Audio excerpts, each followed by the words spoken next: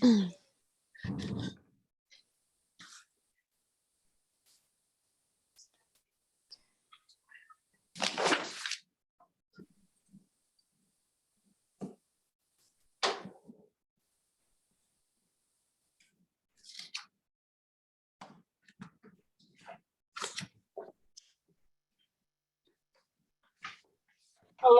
good morning. Good morning. Good morning. For some reason, I cannot, Can you hear me? I'm still like my video is Can you hear not me? on. Hello? Hello. Leah, can you guys hear me? Yeah, we can hear you live. Okay, but I can't Good get the video morning. on. Oh, Good morning. wait a minute. I'm wrong. I had my camera down. Okay, so I'm working off 2 computers right here. I had a hard time signing in this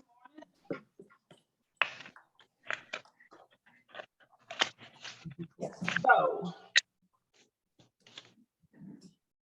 Good morning. Good morning.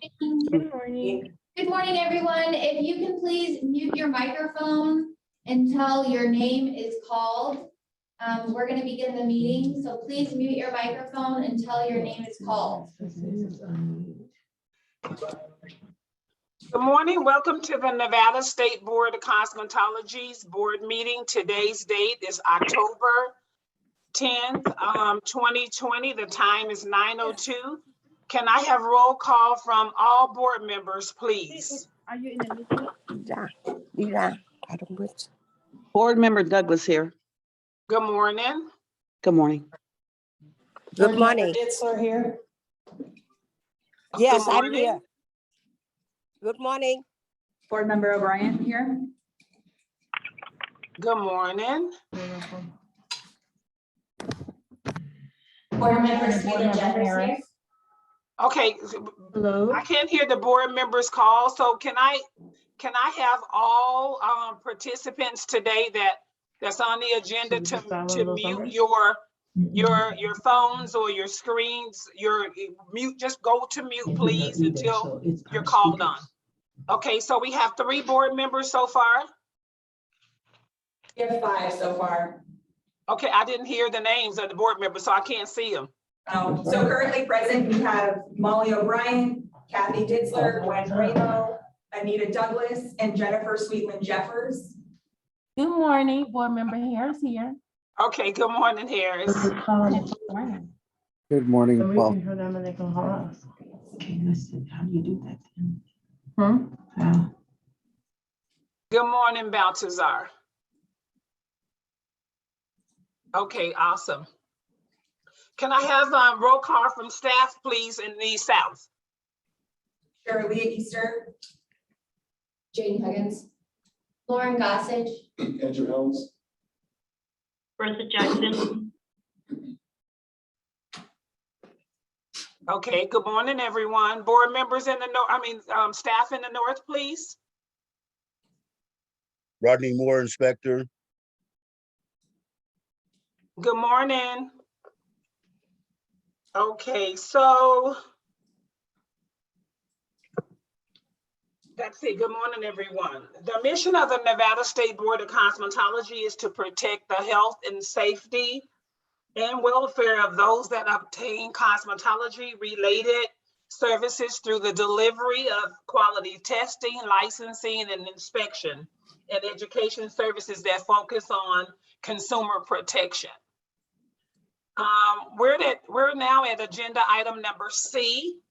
So do we have any public comment? The public comment must be limited to 3 minutes or less. The agenda item can be presently being heard today or in a future agenda item, but please limit all comments to 3 minutes. Do we have any public comment?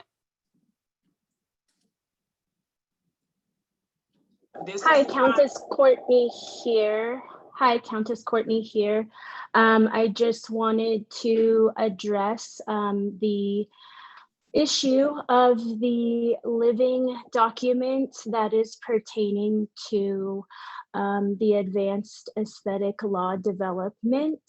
I understand that on October 5th, there was an update to the living document that actually shook a lot of people's confidence in the board because chemical peels were added to the section where it was not allowed for any advanced esthetician or esthetician to perform.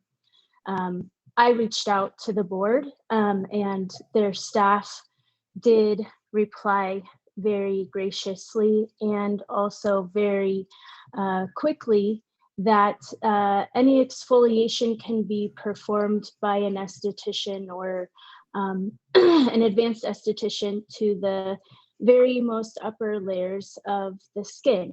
However, that did not give me a lot of clarity as to which layers. There are 7.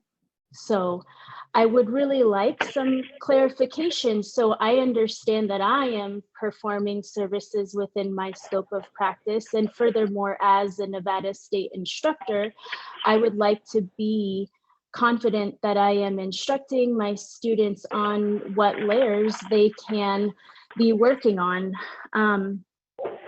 It seems to me just, can you mute your microphone? All you have to do is press the little button with the microphone on it that says mute. Thank you. It really appears to me, as I've been following the development over the year, as far back as the meeting, the town hall meeting, as Kai Stanton said, that the board should be a outlet and a utensil of the public to make sure that the consumer is safe. And right now it's very clear to a lot of people, licensed and consumers, that there is a lapse in communication as far as safety goes, because there seems to be all these changes being made by individuals who don't actually know and cannot actually name all 7 layers of the dermis and don't even know their functions. And they're making decisions as to what the licensed professionals can do to these layers of the skin. And I would behoove the board to actually hire a professional with a lot of experience to become the translator between the legal working entity and yourselves to make sure that you are able to make the informed decisions.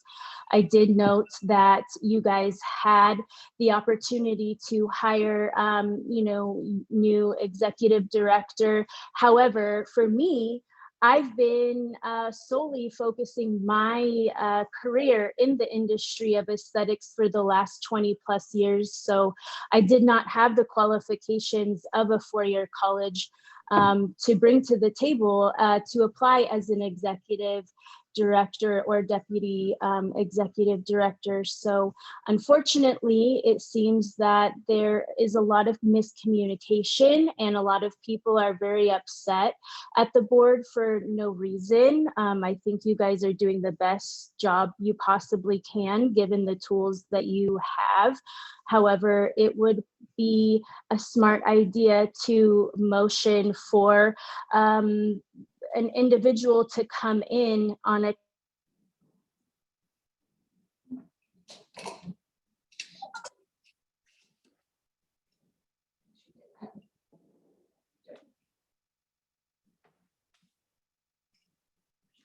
So Courtney, thank Thank Courtney, you.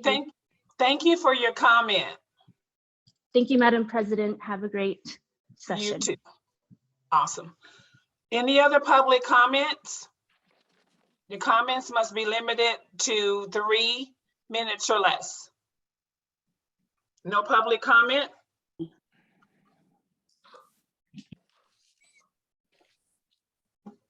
Can I get a motion, agenda item number D, for approval of the previous meeting minutes for September 7th, 2020? Can I get a motion to approve?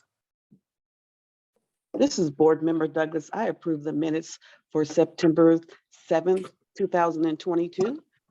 Brian Baltazar, second. All in favor? Aye. Aye. Any opposed? Motion carries.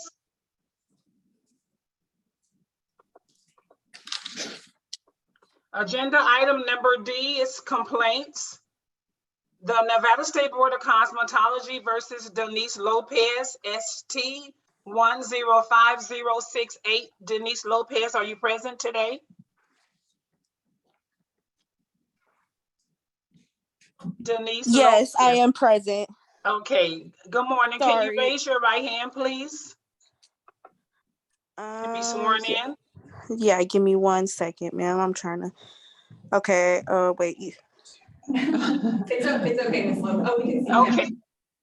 Ms. Lopez, do you swear to tell the truth in your testimony before the board today? Yes, Okay, thank you. no problem. Okay, Denise, you petitioned to appear before the board. Can you go ahead and state your statement? Board Chair Bramo, just to clarify, Ms. Lopez is actually here on a complaint before the board. She was one of the individuals that I believe was caught with a phone during the exam. Oh, okay. But can we still hear from Denise Lopez, please? Sure. Yeah, so when I had gotten caught up, I was with the phone during my exam. So yeah, that is true. I do agree with that. And then Ms. Lopez, I believe you received a copy of the complaint from our attorney's office. Yes, I received it through mail and email. Okay. Do you have any qualms about what the penalty the board is looking to impose? No, I do not. Okay. I understand it and I read it, so everything is fine. I agree.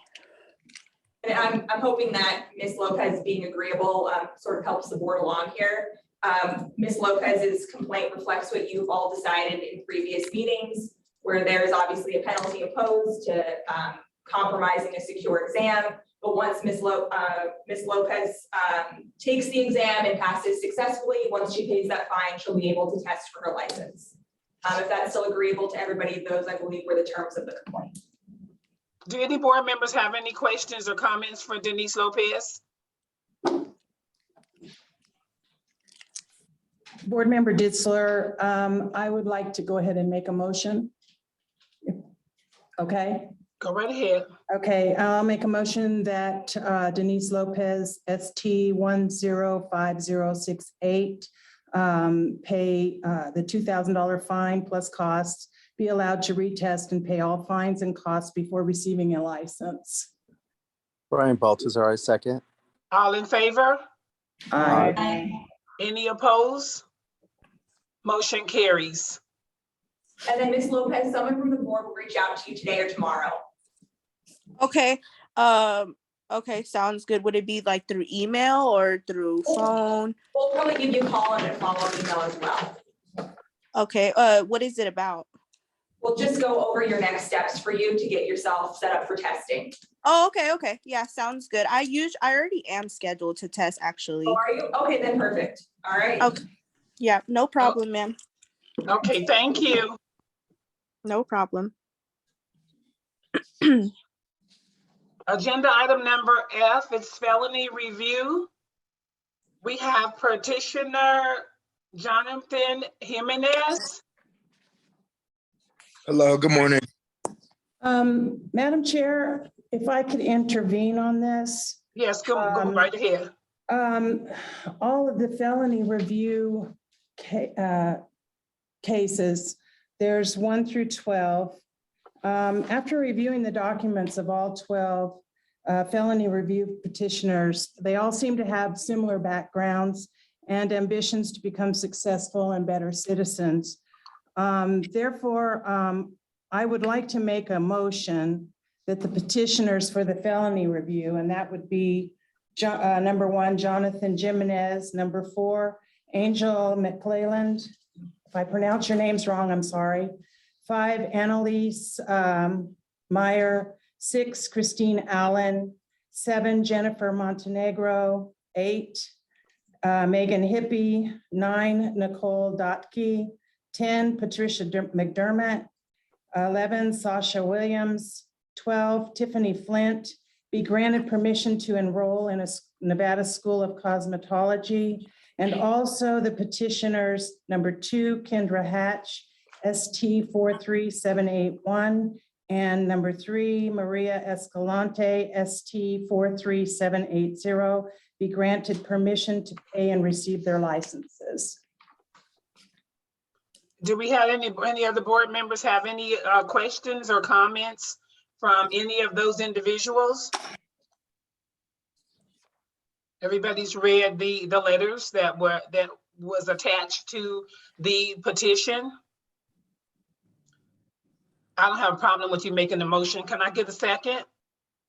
Brian Baltazar, I second the voting a minute block.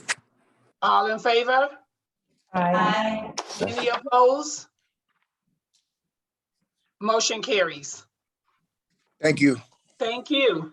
Good Thank luck on you. everything, you guys. Thank you. Okay, all righty. So that means we are to our petitioners. That is it Bailey O'Neill? Madam Chair, Bailey O'Neill reached out to Lauren this morning, I believe, asking to be moved to a later meeting. So we're gonna put her on the next agenda? We can. Okay, Madam can I? Chair, I do have a question. This is the second time she's asked us to put her again on another board meeting. Is there any way we can put a halt to that so that it's not an every occurring thing? Can we make a motion just to uphold what we've got? Yes. We don't have to put her on another agenda. It's up to the board members. Any other board members have any comments about Bailey O'Neill? Board Member Dixler, you can make that motion. Okay, I'll make a motion that we uphold the fines for Bailey O'Neill, U-101012546564, excuse me. Uphold her fines with payment options. Board Member Douglas, I second that motion. All in favor? Aye. Any opposed? Motion carries. Petitioner number 2, is it Beth D. Sacido?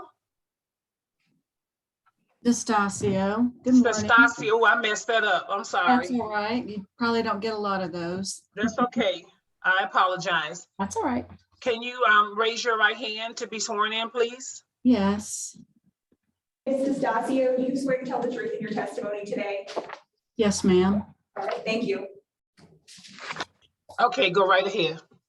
Yes, we have several customers using a product distributed by Artemis called CryoSkin.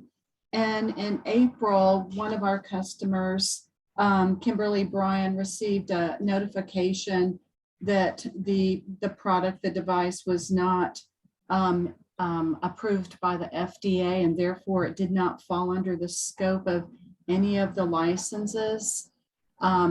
So I did kind of just do a little bit of the comparison of the products that were used as an example, as well as to provide the registration of CryoSkin, and it is registered by Pagani under the name of Cryo T-Shock or Neve Skin.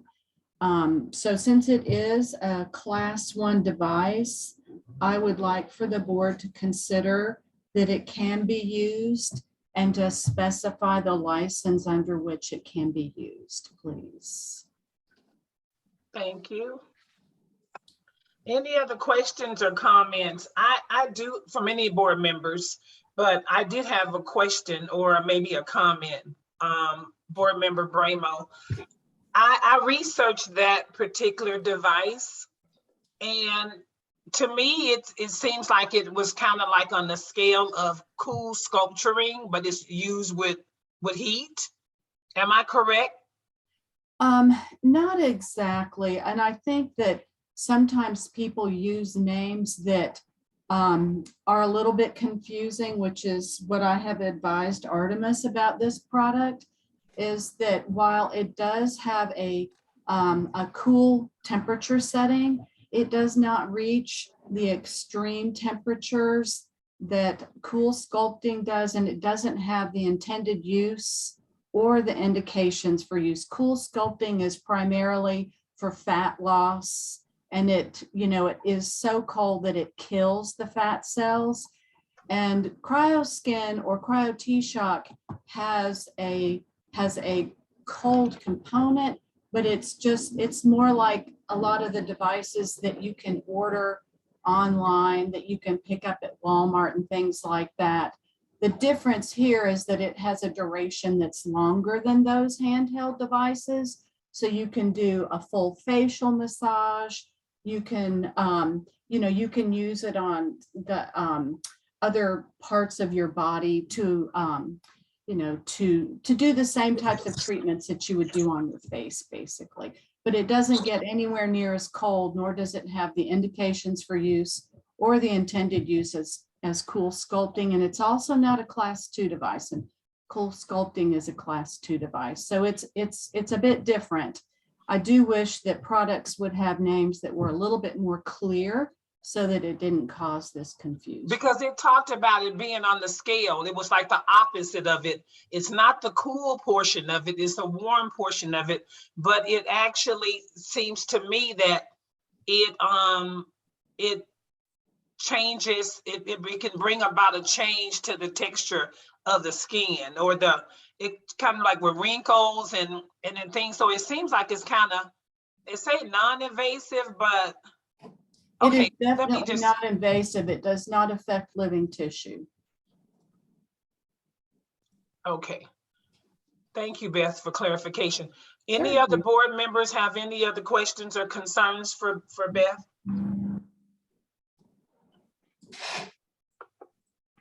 What about staff? Can I hear from the research that's been already? I'm sure you guys know a little bit more about that device, because that's the reason why the petitioner is here. So yes, this is Lauren Gossage, Regulatory Compliance Specialist. I created a slide of the device. Just give me one moment to get it pulled up. Okay. Okay. This is Board Member Douglas. I have a question. When it says pack, hot or cold, reusable, is it something like in a plastic or a plastic bag? Like if you were like taking food and you will put one of those packs in your a bag to keep the food cold? Is it something like that, or is it just a instrument? It's not like the it's not like the cold pack that you would use in a lunch. Okay. It has something called the Peltier effect, which is what achieves that cold temperature. Okay. Is it an instrument, or is it in a packet, or is it in a? It's on the screen, Board Member Douglas. Yes. It's on the screen now. That's it. Oh, okay. So the slide that you have here has been revised, because when I started working with them, I went through all of their marketing materials to make sure that they understood that you can't make those types of claims about a piece of equipment unless it is intended to be used that way and has gone through trials, et cetera, like what took place with cool sculpting, in order to do that. So this has all been revised, and this language has been removed, and their marketing materials do not reflect this. Okay, so do you have any updated marketing materials that can show the board and the board staff what the machine does? Because the way that we're looking at it now, in the research that I did, it was just so much you can't do this before the treatment. You can't do that before the treatment. You can't. And it seems like there needs to be some certifications for this particular machine.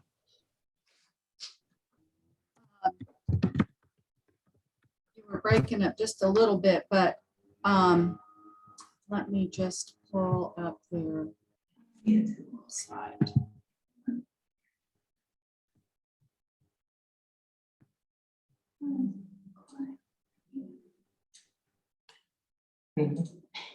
Exactly what I was looking at.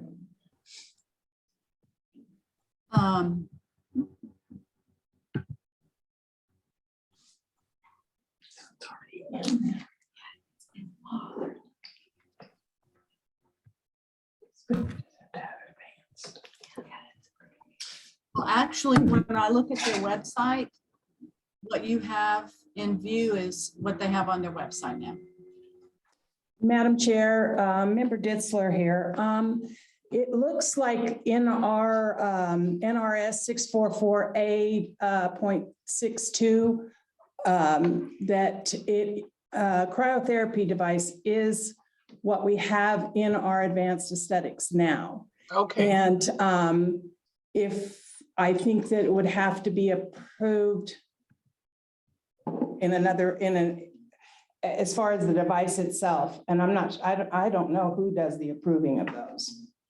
So that comes from the FDA, and this particular device is, let me get back over to you. This particular device is a class 1 device. It is not cleared as cryotherapy. It is registered as, and I think you can see it on there, but I'll just go ahead and read it, that it's under physical medicine and not cryotherapy. Well, I'm thinking that since the documents that we have right now need to be updated, so maybe that she can bring in more information, and then we address this at another board meeting. Because Beth, Board Member Bramo, Beth, the way that this looks now, it looks like it falls up under the advanced aesthetics.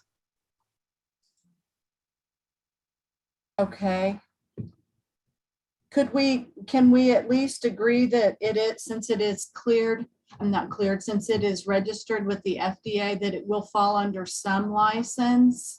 And then I can bring back the further information for you to determine which license it falls under. It does fall under advanced aesthetics. So it's okay to use this under advanced aesthetics? Yes. Because they have to be under the supervision of a doctor, because it's targeting fat, it's targeting, it's kind of like, even though you're saying it, but it is kind of like cool sculpturing. Maybe to a mild degree, but it's pretty much the same. And I know about cool sculpturing. It needs to be done under the supervision of a doctor. It does some of the same, it has some of the same effects. So would it be possible that I do give you some comparative information at the next meeting so you can just see those two differences? I don't have a problem with you coming back and giving more information, but Okay. if it's a different device, then maybe we need to know about it, and you know, the board staff can do more research on it. So what are you at? Well, it's actually already approved. I mean, you can use it as an advanced esthetician. I know, but can you hold on 1 second, board member? Sure. 1 second, please. So Beth, the question that you're asking us, can estheticians use it, because it's not the device it's not the same device that's in the law, is what you're saying. Well, I'm just saying, can the cryoskin device be used under either an esthetician license or master esthetician? Because the letter in April said it's not approved by the FDA, and therefore it doesn't fall within the scope of any license. Oh, so your concern is is because it's not FDA approved? Well, that's what the letter said. So that's why I provided the FDA registration for it. So that the first question was, are you okay with it being used under a license? And then what license would that be? So it was really two questions. Okay, So it is basically, it can be used, but under advanced aesthetics. yes. So then that pretty much is cut and dry right there.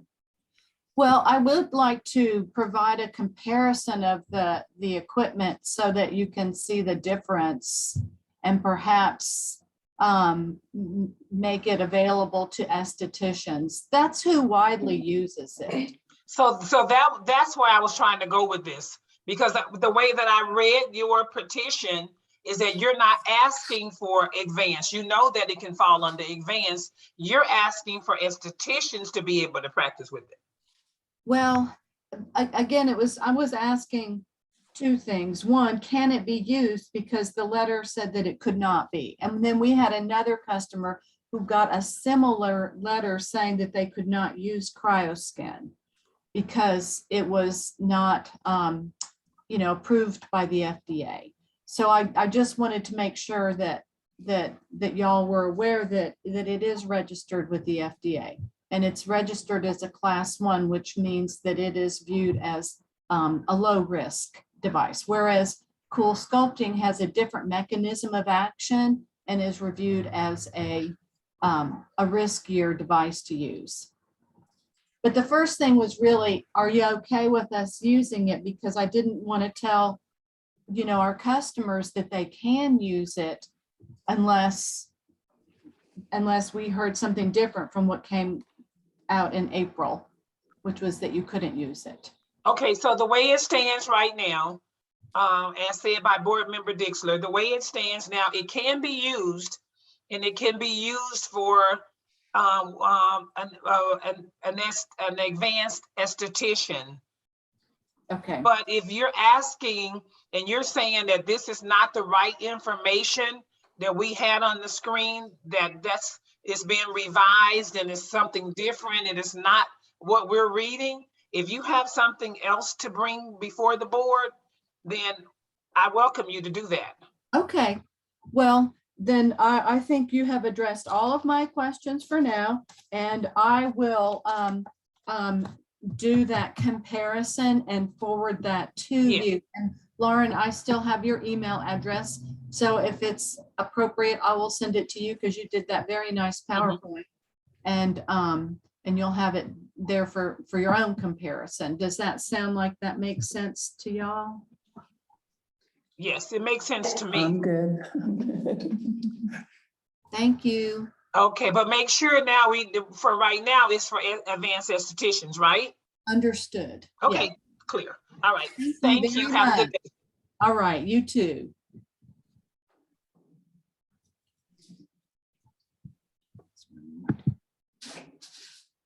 So we didn't have to make a motion and we didn't have to do anything? Mm-mm. Okay. I don't think so. No, it's been addressed. If anything, if she gives anything supplemental, it could just be renoticed on a new agenda item. Okay. Petitioner number 3, is it Elisa Alvaraden? Hi. Can you pronounce that? Aloveridian. Oh, okay, I was close. This is my mom. She's Elisa. She's just not that well at English. So is it okay if I translate or speak for her? If But we just need to swear you both in.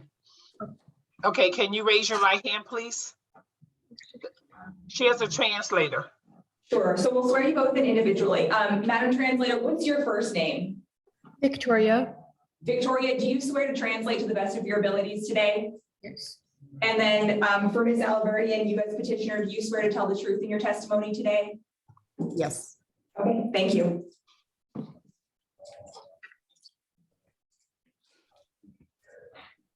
Okay, go right ahead. You wanted to speak to the board, right? Yeah. So we came in a while ago. My mom had gone to Armenia and she had completed a certificate for cosmetology. And they said that if you don't need a certificate, it's a diploma. And she does have a diploma from when she went in 2014, 2015, but she thought she needed a newer one. And they said that this will pass. So we got it translated and the hours and everything are correct. We just needed a board meeting to talk about it. Can I say Miss Elisa, is that better than Yeah. trying to pronounce the last name? Yeah. This is Member Ditzler. After going over the documents from Bissett Beauty Zone, there's 5 transcript documents with a seal that are dated December 18th through 2021 through February 18, 2022. And then there are 4 transcripts, documents with no seal dated December 18th, 2021 to February 18, 2022. There's 1 certificate of completion dated November 15th, 2021. It's impossible to get 1,800 hours in 3 months. That's the dates on these. Now, in the Gabby Salon, those hours expired 4 years afterwards. So that's 20, it would be 2018 and 19. Those hours are expired. So at this time, due to the discrepancies in the reciprocity application, I feel that we should deny it.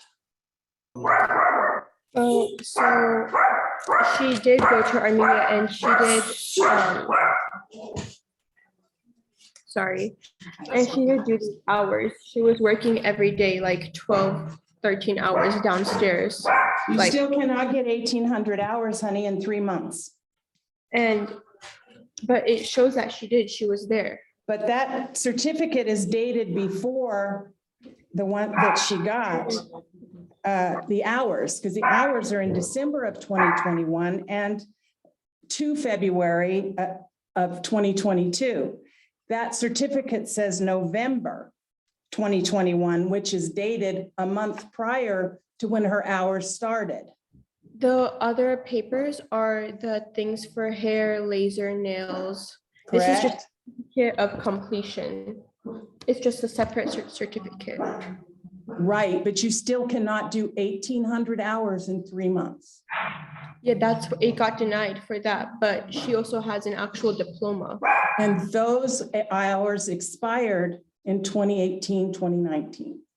So she has to retake a test or go and. She has to go back to school here.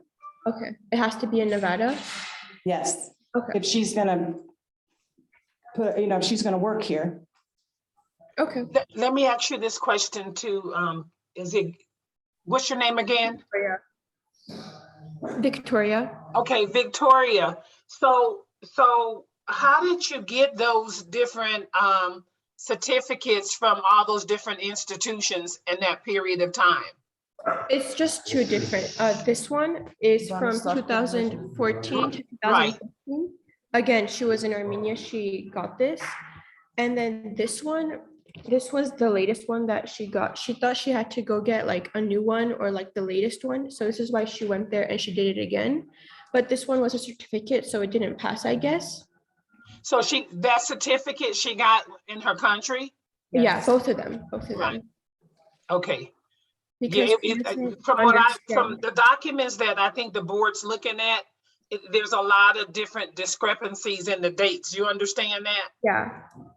Okay, so it would be to the advantage of your mother if you can explain to her that she needs to attend school here in Nevada. You live here in Nevada? Yeah. Yeah, then just to keep the documents clean. Okay. Okay, thank you. Okay, so can you want to make that motion, Board Member Dixer? Yes, I'll make a motion that due to the discrepancies in the reciprocity application for Elisa Alverdian be denied. Can I get a second? Board Member Douglas, I second that motion. All in favor? Aye. Aye. Any opposed?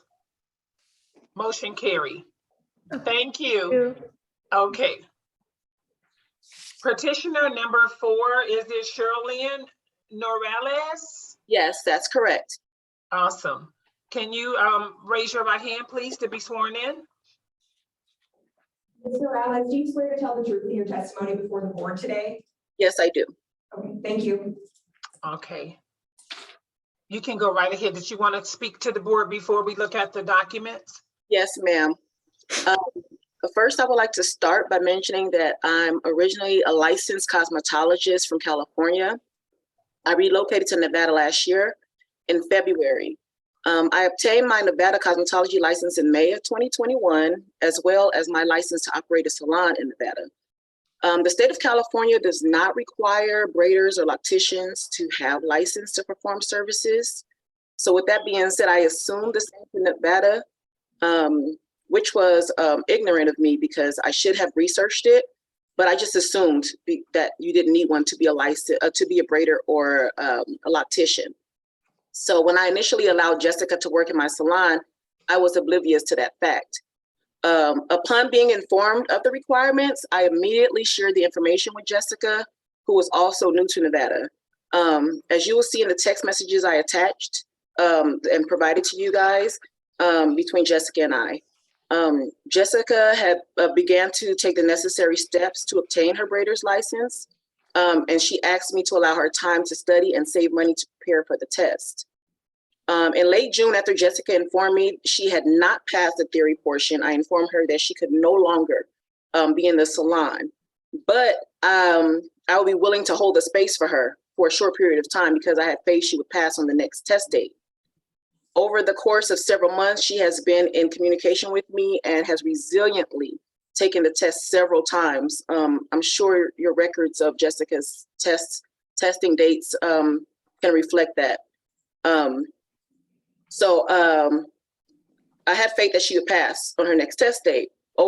She communicated with me, like I said before. Although she passed the practical portion, she has yet to pass the theory. That's from recent communications she's had with me as of a few weeks ago. I'm hoping she passes though, because I would love to have her back.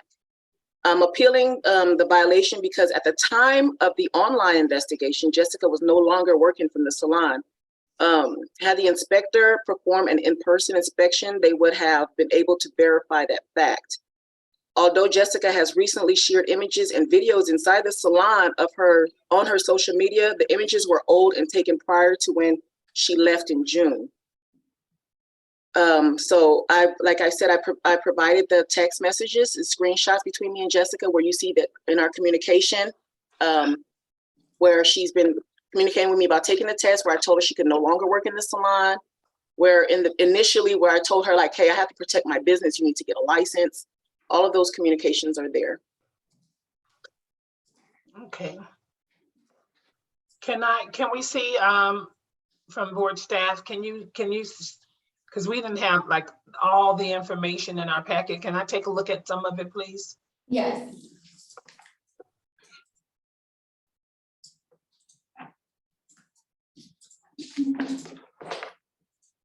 This was sent in on October 9th. So the statement that she just stated, and then these are the text messages that were sent in. Let me know when you want me to move on to the next slide. There's 20 text messages in total.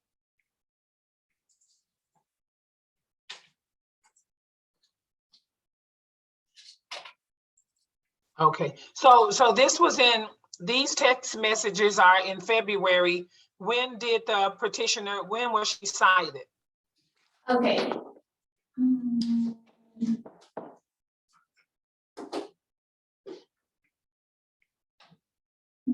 They were cited on August 25th. So this is the slides that I have prepared for Trustee Hair Studio. This is an image of the inside of the salon, just so you can get an idea of what it looks like inside the salon. This is the salon's Instagram, stating happy holidays from the Trustee Hair Studio family on December 24th, 2021. This is the individual that is unlicensed working in the salon. they did post an ad for her on their Instagram, advertising her business there at the salon. And then this is the individual's actual Instagram showing that she works at Trustee Hair Studio. So on her personal Instagram, it was posted on July 25th, found on August 25th. Her initial hair braiding application was sent in on March 3rd. She passed her practical on June 6th. And these are the dates of the exams that she has taken the exam of the theory and the Nevada law. So this was posted on July 19th. She had previously tested on July 26th. That you can notice inside the background, all of these are posted of her inside the salon, posted on July 4th. She took on her second exam on July 26th. She actually tagged the salon in this one, which was posted on April 4th. So that was after she submitted her application for her hair braiding. Can I intervene real quick? Yes, go ahead. Yes, so the way social media works, I'm sure most of you are familiar with it. It can't filter when you post the pictures, like what date. So I can post a picture of my mom when she was 6 years old in 1960, current today. And I'm mentioning all that just to say that even though Jessica did post those pictures, on those dates, those pictures were from when she was working in the salon prior to my knowledge that she needed a license. Well, even after the fact, because I will admit that even after I found out back in February that she needed a license as a braider or loctician, I did allow her to stay for some time because she was actively seeking her license. But once I seen that she didn't pass it, I was like, okay, this cannot go on because I'm taking a risk. Although I like you, I am taking a risk. I was at that time allowing her to work under me, but then I understood that, hey, she can't even work under you. I forgot the lingo that's used when you allow a stylist to work under you and your license. Yeah, we don't have apprenticeship in the state of Nevada unless it's 60 miles out of city limits. Yeah, so see, once I learned that, I was like, listen, hey, I'm putting my business at risk. And you will see in one of the texts there that I did mention that to her, that I cannot continue to put my salon at risk and being fined. You can be fined, you know, and then so I had her stop working at the salon. So although those pictures are dated, the dates that are there, those are old pictures. And we do that as hairstylists often just to keep relevant. We will post styles and work of our work just to gain new customers. So when was the last, Lauren, when was the last post from Jessica?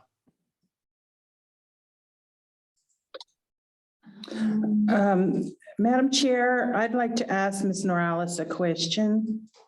Go right ahead. Okay. I would, Ms. Norales, when did Jessica actually leave your salon? Late June.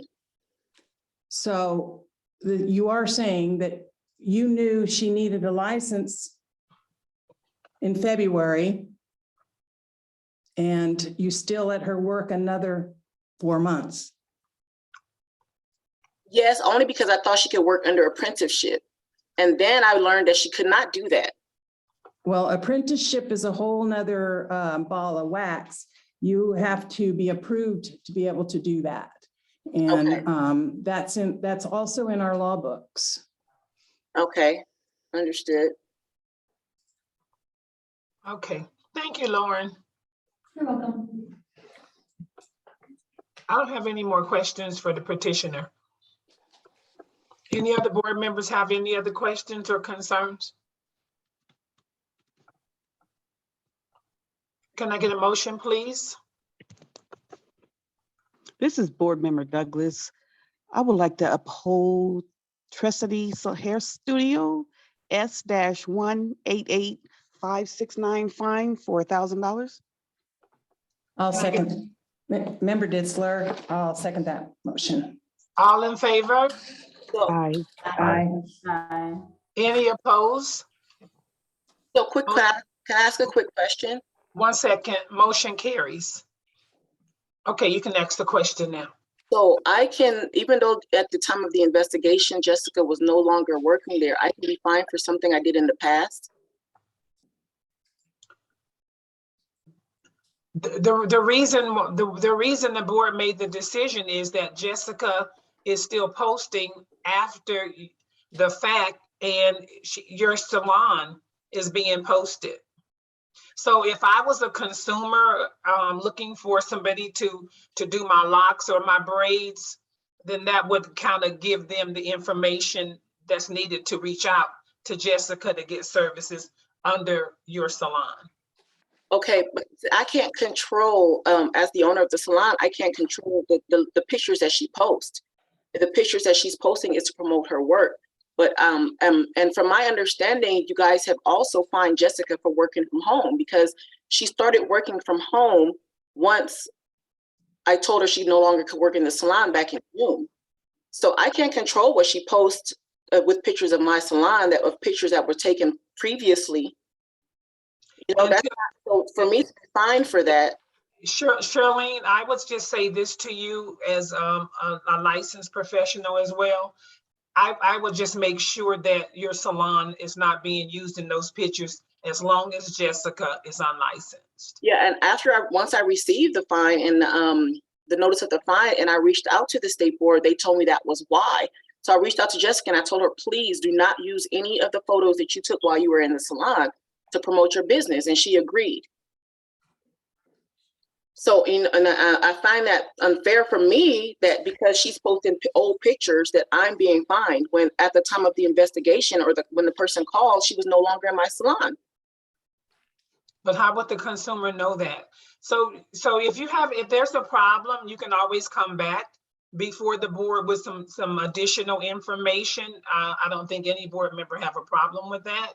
But as of now, with the information that we have, we can only base it on the information that we have.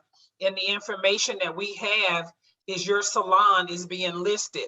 So if a consumer searches for someone to do a particular service and they call Jessica at this number, they're going to be under the impression that they're going to be actually having the service performed at your salon. So that's advertising under unlicensed activity. And I understand where you're coming from, ma'am, but Jessica is working from her home. Once the consumer calls and she'll give them her home address, they'll know that she's not working from the salon. And if you would take the time to read the text messages, that's evidence I'm providing to you that Jessica was in agreement and aware that she can no longer work in the salon. There's 20 pages of text messages that show that she no longer worked in my salon. But the text messages that we read, I can't really go back and forth right now, but if you can bring some additional information, we don't have a problem reviewing that information, any of the board members, but all we can see is text messages prior to Jessica continuing to post and continuing to take her exam and continuing to service clients unlicensed. So if you have any additional information that you can bring before us, we will be happy to review it. But right now, we can only base it upon the information that we have. But ma'am, the information you have, I provided the text messages that show that she no longer worked there, that I specifically told her that she could not work there anymore. But she did afterwards. You admitted to that. Yes, after the fact, but not at the time of the investigation. She had stopped working there in June. The investigation was done in August. If you could bring us some additional information, we will be happy to review it. We can only base it on the information that we have. And if you need any type of like payment arrangements, that you can reach out to staff. They will be able to assist you in whatever you need.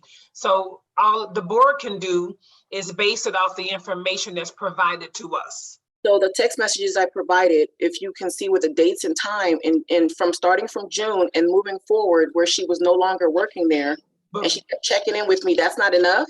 Well, we don't know that. We don't know if she was working there or not.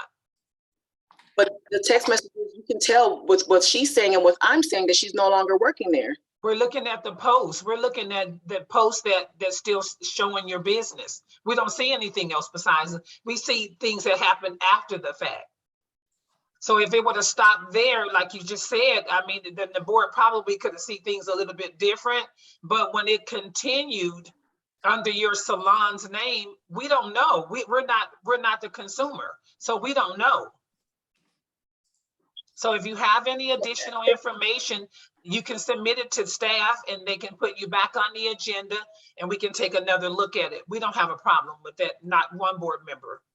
Okay. I can normally speak for them, but they wouldn't have a problem hearing it again. Okay, thank you. Okay, okay, thank you. Posted those, not me. If I had posted that with those dates promoting her at my salon, then I can understand, but I can't control what she posts. It's done. Okay, thank you.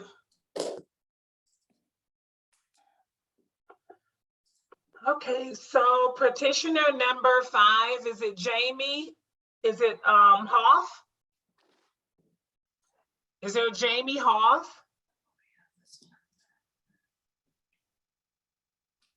Sounds right. No, Yeah, Jamie? we're here. We're here. Sorry about that. We thought we unmuted, but we got muted again. So Okay, that's okay. So I just want to say this, the petitioner is Jamie Hoff, and it's E94 for discussion and possible action. Okay, so you want to go right here? We can have you guys both sworn in. Okay. Ms. Hoff, do you swear to tell the truth in your testimony today, or representatives of Ms. Hoff? raise your right hand. Yes. Okay, thank you. And I'm just an attorney representing her. I'm not testifying. I'm speaking on her behalf. So I don't have to raise my hand, I don't believe. Not that I have a problem with it, but I don't need to. Okay. I don't understand why she's here. Madam Chair, my question is, what is Ms. Hoff here for? Because she's licensed to do hair removal. She's licensed as an electrologist. Our reading of the statute is only she performs laser hair removal, which she has done for 24 years in a physician's office under the direct supervision of dermatologists. And she has a license for that. Yeah. But She doesn't. She's an electrology license. Oh, she's doing laser. Okay. Right. Okay, can we That's hear what from I'm the trying to- petitioner first? Can we hear from the petitioner first? And I think this will kind of guide the conversation where it needs to go. Thank you. So we're seeking essentially a waiver, grandfathering, however you want to call it, of Ms. Hoff. She has been a licensed electrologist in the state of Nevada since 1991. In 1998, she joined High Desert Dermatology in Reno, a medical practice with doctors Kraus and Hayes. They wanted her to learn to do laser hair removal. It was kind of the new thing at that time. They were getting a brand new Candela machine. They brought her in, they sent her for training, considerable training. And then since that time, she has practiced in their office only since 1998, over 24 years, June of 98. She has considerable experience doing this. We were calculating this the other day, at least, and conservatively 1,500 hours a year of laser hair removal or more, just depending on how we look at it. We're talking about over 20,000 hours easily of laser hair removal experience. She's never had a complaint, never had a claim, no injuries have been caused to any patients. She works under the supervision of worked under the supervision of doctors Kraus and Hayes. Dr. Kraus retired a few years ago. She's still with Dr. Hayes.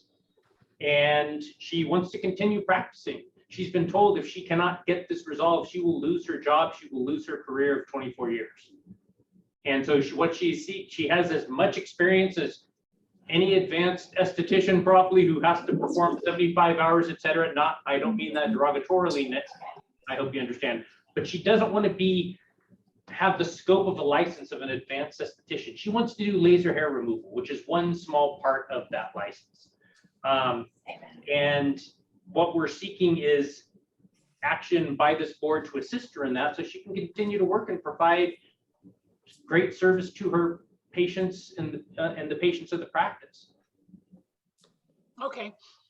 Board Member Bramo, I just have a comment because I think I understand what Ms. Hoff is requesting of the board, but Ms. Hoff is already grandfathered in. She just needs to take the exam. She has the documentation as stated, what she needs to apply for the advanced esthetician license, and she's already working under the supervision of a doctor. Right. Yeah. So I don't think there's, I can't see that there's much more that Ms. Hoff needs to do. So, Board Chair, this is Leah Easter. I think Janie Huggins, our regulatory compliance specialist, might be able to help with this, but Ms. Hoff should be able to convert her electrology license. If you want to speak on it, Janie. you Yeah, so she can't grandfather in because there was no provision in the bill for electrologists. But there's also no provision in our current NAC for transferring hours from electrology into any other program. The requirement for an individual to get an aesthetic license is, I think, 600 hours in a school of cosmetology doing theory and modeling. So hypothetically, she could request, and if you guys wish to approve it, get a letter of credit towards getting an aesthetic license, and then use that experience that she has with the healthcare professionals to then grandfather in. She needs to be a licensed esthetician before she can grandfather in. So what you're saying, Jamie, I want to be clear. So what you're saying is that her license falls up under electrology, right? Correct. So you're saying that the board can grant the electrology a letter of credit to go towards an advanced esthetician. She's already an esthetician, right?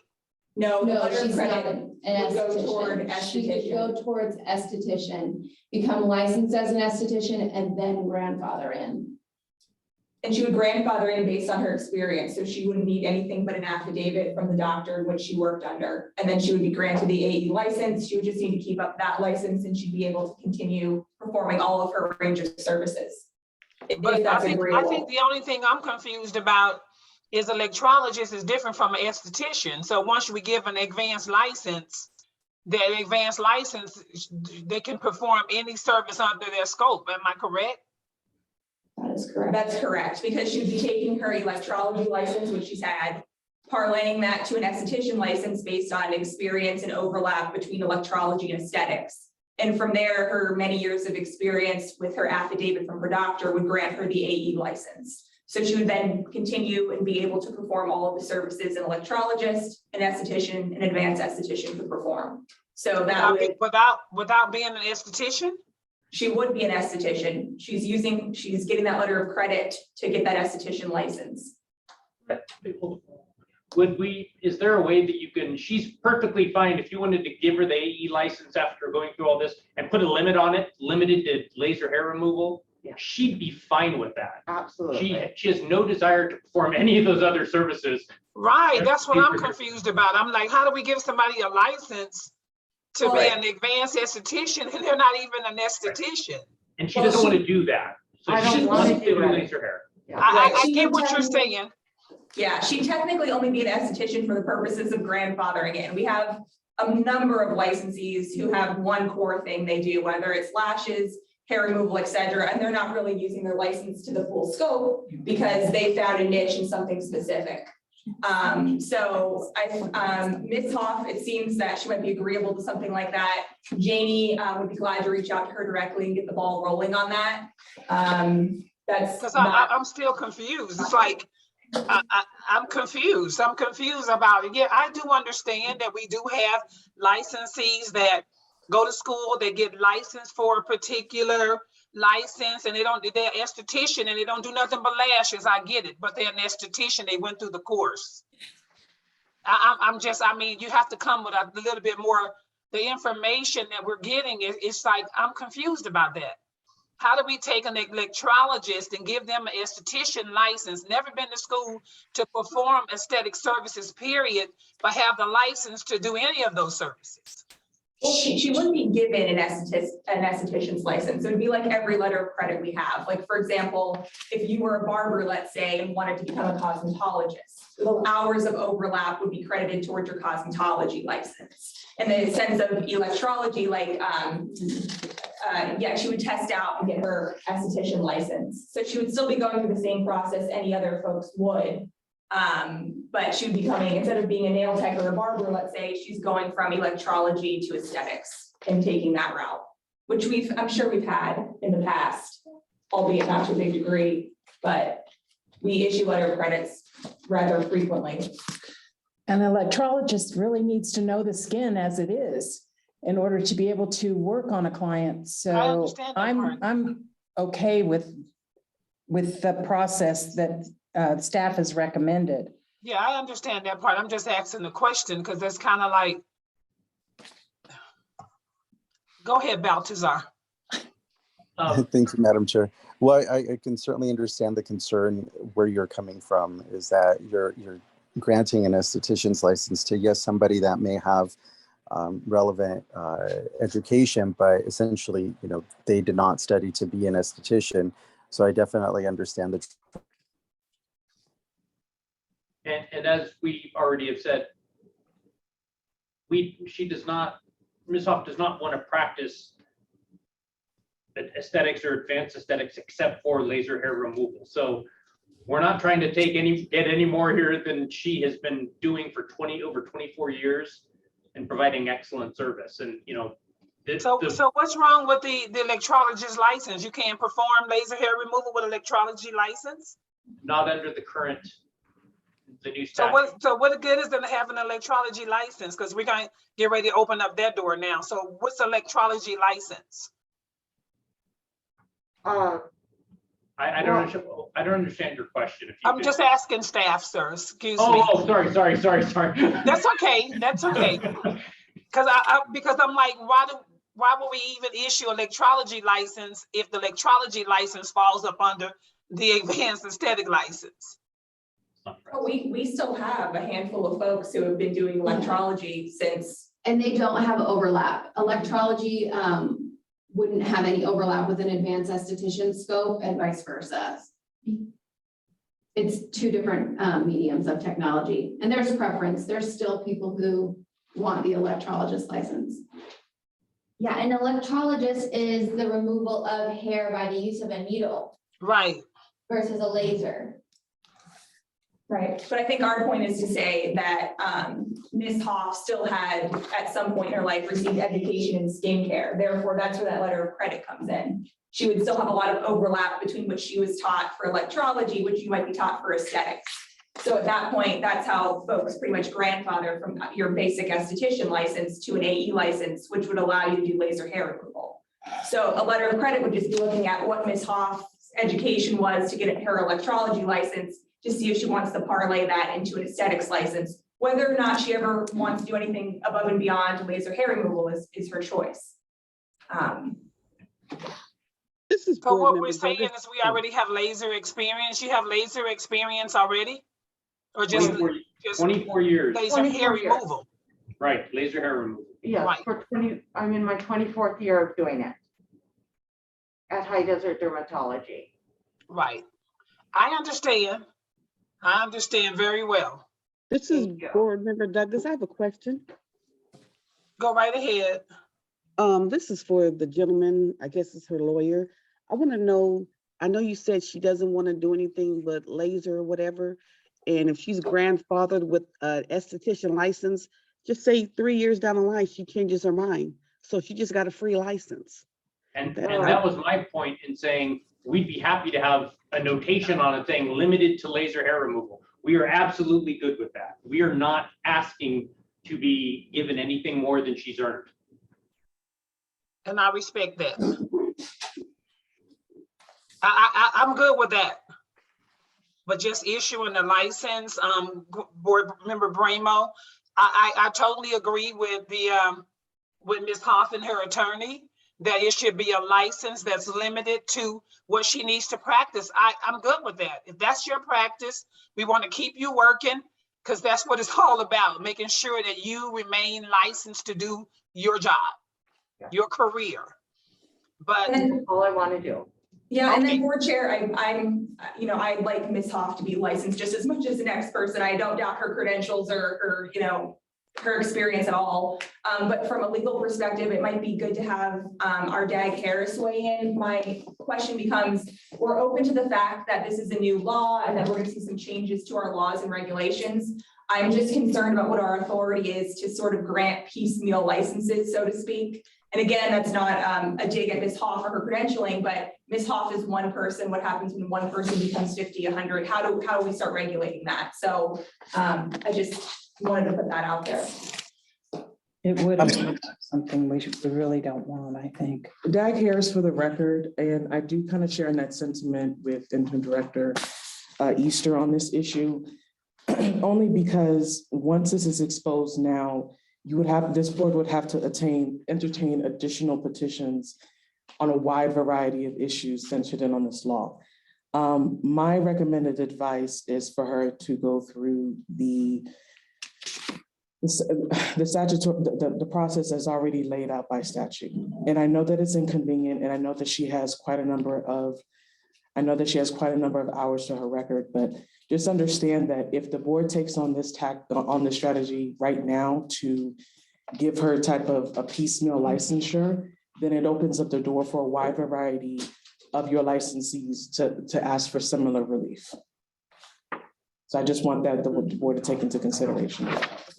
And that being said, we're also doing law reviews. There's other things that folks are going to weigh in on. If we want to add electrology into something that qualifies for grandfathering, we're certainly open using Ms. Hoff's situation here to better our laws and regulations. I just don't want us to cherry pick something out of this that makes it hard for us to keep up with in the future. okay, can I ask a question? Hold on, go right ahead, Baltazar, and then I'll ask a question to you, Interim Director. Go ahead, Baltazar. Thank you, Madam Chair. I'm sorry, everyone, my signal went out, but that's exactly what I was going to ask. How do we place limitations on a license? And thank you, Dag and Leah, for pointing that out. Like, once we grant this for someone, we're going to have to entertain future requests. So that is where I feel uneasy, because we don't know how many people we may see in the future. So really ironing out the details on this is going to be it's going to be crucial. But again, I don't know how we place limitations on a licensee holder. Has that ever been done before? Or I understand that licensees may not practice or utilize their license to the full extent of the capacity which they're able to. But do we have anyone currently that holds a license that we've placed limitations on, would be my next question. Or would this be the first time that we're potentially entertaining this? Ryan, to my knowledge, there's no one that has a license that you've been granted it to use it to the full extent that you're allowed to. We don't have any conditional licenses or anything like that. Okay, Board Member Bramo. So let me ask you this question. If the board issues a letter of credit for the electrology license, I just want to be clear, because I'm confused on even how you take a electrology license and give credit to an esthetician. Like, that part I've never heard of. But I've heard of it with other courses, not with electrology. So let me ask you this question.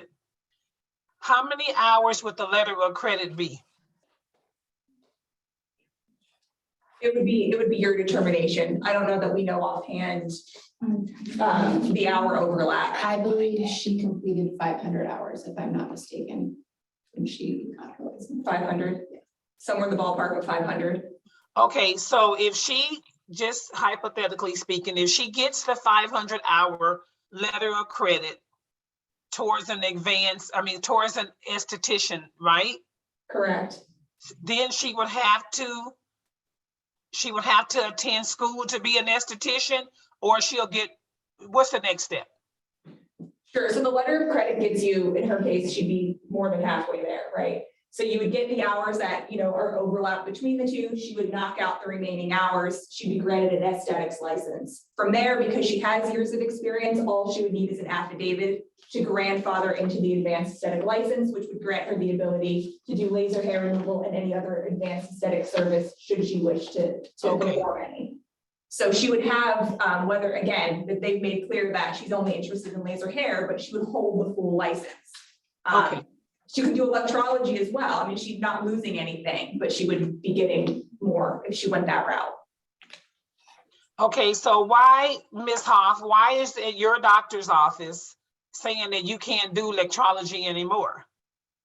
They're saying that she can't do laser hair removal anymore. It's not the electrology. Electrology is not an issue. That's just her license. What they're saying is her primary job there is laser hair removal. She's the only one in the office that does that. They're saying if you don't get this resolved, you're not going to be able to do that anymore. We're going to have to let you go. So we have individuals doing laser hair removal in doctor's offices. You don't have to have a license to do that? No, she would. That's their point, Board Chair, is that when SB 291 came into effect on January 1, it now regulates a previously unregulated service. So while doctors and other medical healthcare professionals, the term, are exempt, in the case of Ms. Hoff, she personally doesn't fall into an exemption. And she's also in a spot because she is technically regulated by the Cosmetology Board, but she doesn't fall under one of those folks who can truly grandfather in, which is where that letter of credit comes in. But that might solve her problem. And then that's something too, if the board wants to review again at like law review time, creating, that's fine. But I'm just trying to think of something to hold her over in the meantime, as this seems to be pretty pressing for Ms. Hoff personally. But she would still have to go to school. Would she be able to still work? I don't know how I can work all day and then go to school. So if you could lay out the process, what exactly how is this going to go? Because I understand the granting of credit hours and then towards an esthetician license and then advanced esthetician. But what I'm missing maybe is the in-between details, and maybe it's just me, but what she's trying to avoid, she can't go to school. She couldn't do her job. She couldn't continue to work if she has to also go to school. She wouldn't be able to provide the services in the physician's office. I think we all understand that. Yeah. That's what we're trying to help figure out. So we're just trying to get to the point where we can get there as quick as possible. I mean, we will go to the physician. She will, she has informed us. We understand that she will give us the affidavit of whatever experience you want. I mean, she has considerable experience over all the years they practiced together. She understands the scope. She'd be willing to sign something that maybe doesn't go on her license, but she'd be willing to sign something saying, I only want to do, and I only intend to do laser hair removal. That's it. Under that license. Nothing and more. electrology. I mean, she'd still be able to do electrology.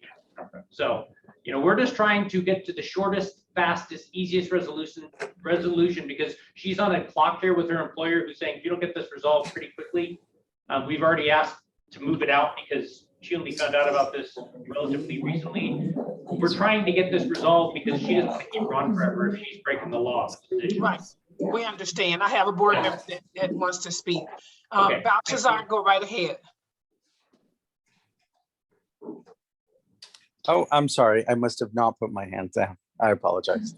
That's okay. And for some clarity on that, I think we're all asking the same question. So from the time you're issued that 500-hour letter of credit, that leaves her only deficient in 100 hours. So that's only maybe a couple of weeks that the areas where there wasn't overlap would need to be covered. So it's 100 hours total to get to the SD license from electrology.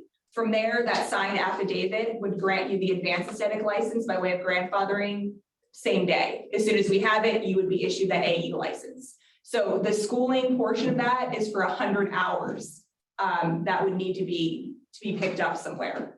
And so at 40 hours a week or 30 whatever hours a week, you're looking at several weeks before you achieve that 100 hours. Madam Chair. Yes. Already. Go right ahead. So my question to the petitioner, and please clarify, are you asking how is she able to continue providing services while she goes through this process? My question. Part of it as well. Yes. I mean, she'd like to be able to continue working so she can pay for her schooling as well. Member Ditzler here, I have a question for the board and for staff. Could we not put laser hair removal under electrology? What would that entail? It would be a law change, I believe at that point. It would, yeah. I mean, Again, that I'm not would, saying that we're not open to changing the law, but in terms of being expeditious, law changes Right. have ever been, I don't think anybody's Yeah. ever accused them of happening quickly. So we're just thinking in the short term. So it appears to me from what staff is saying, and which makes sense, because my whole thing was issuing the advanced license, giving the opportunity to provide those other services, which would be a benefit as well. So the 100 hours, it seems like Ms. Hoff, the 100 hours of schooling, once you complete that, which is probably what, 2.5, 3 weeks, less than 3 weeks of schooling, that's 100 hours. And that 100 hours, once you complete, and then what the interim director is saying is that will give you the option to be grandfathered in to the advanced aesthetic license. That's pretty quick. Yes, I think so. I like that. I like that. too. I like it too. Okay. We got it all worked out. Well, we appreciate it. Thank you very much. Yeah, we did. Good job, you guys. Okay. You need So, to take a vote on that to approve it, I assume? yeah, we're getting ready to right now, but I think I have another question. Balthazar, is your hand up? Oh my goodness, no, I'm sorry. Okay. All right. We worked this out. We all understand now, right, board? Yes. Okay. I would like to, can we make a motion, please? Member Ditzler, I'll try to make this motion that we approve Jamie Hoff, E94, to receive credit hours for electrology to convert into, or not to convert, but to help her get her aesthetics license and then and with her experience, be able to do advanced aesthetics. On the condition of the school, of the education. Under the what? Remember the limit on the condition. 100 hours. 100 and do 100 hours to get her aesthetics license and then be grandfathered in. Yeah. I guess. Board Member Douglas, I second that motion. All in favor? Aye. Any opposed? Any opposed? Motion carries. Thank you very much. Okay, so you understand, Ms. Hoff and Mr. Boy? I'll do 100 hours of schooling. And any recommendations on a school? That's up to you. And then so she needs to get, will someone contact us to go? Yes. The staff, reach out to staff. Okay. And if you could call me, I mean, if somebody's gonna call us, call me, please. And then I can get with Jamie and we can even get a 3-way conference call or something. Okay, great. Thank you so much. Okay, good luck on everything. Bye-bye. Thank you very, Okay, very bye-bye. much. Petitioner number 6, is it Destiny Hugh? Destiny Hugh?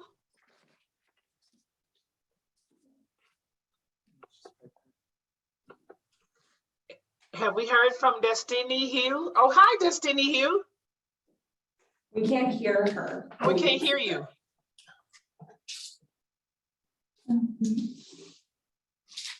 You're on mute. Okay. There you go. Okay, can you raise your right hand, please? Miss Hugh, can you say something? I'm not sure we can hear you. Yeah. No, you're still muted. Would you like us to go on to the next one and just hold your place?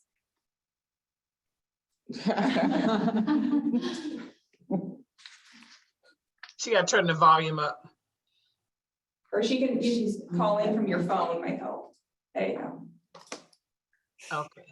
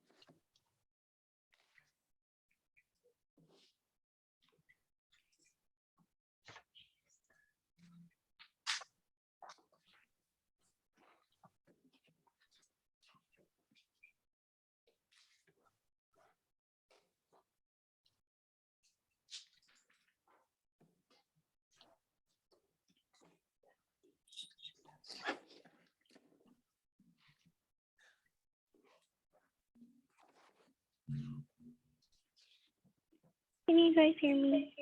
We can hear you now. Okay, good. Okay, Ms. Yu, do you swear to tell the truth in your testimony today? Okay, hold on.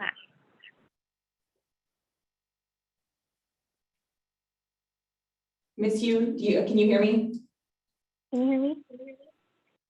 Yeah, okay, so I'm here today in regards to 3 violations. I don't know. Excuse me, Destiny?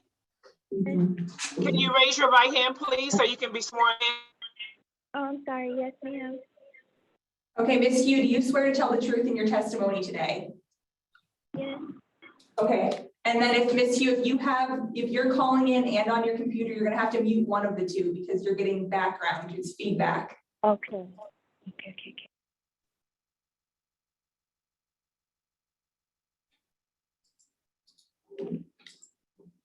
Okay, can you hear me now? Yes, that's Okay, good. cool. So you've made a petition to come to appear before the board. Can you go ahead and explain to the board your petition? Yes, Mia. So I'm here today in regards to 3 violations I have received in the mail on August 25th, 2022, but dated on the letter August 9th, 2022, for operating a salon without a license, practicing in a location not licensed and authorized by the board, and individual practicing without a license or certificate totaling $2,500.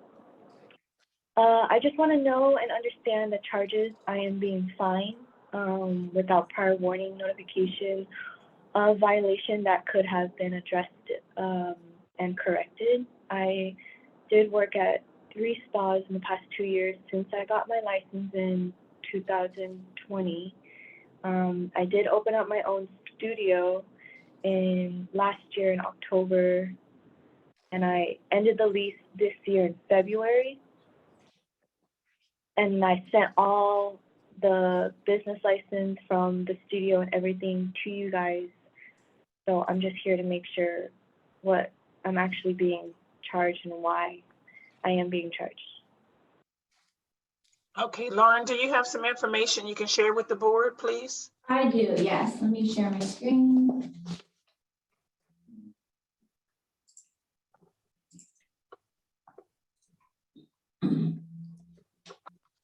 Okay.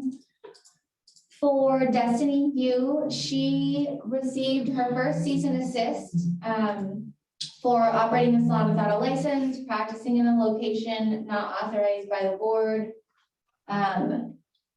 and practicing without a license on July 18th of 2022. Upon follow-up on our investigation, she received her second cease and desist with a citation on August 9th. And she received so that was her first set of violations on first offense. Her second offense for those violations and third cease and desist was sent out on September 12th of 2022. So this is the Instagram account that we initially found. It stated house calls only. It has her booking website. So when you go to the booking website, which is still active as of today, it clearly states that this is for house calls only for facials and body sculpting. She's currently still only licensed as a regular esthetician. And then these are the services that you can book on the website. So these services are still active as of today for body sculpting,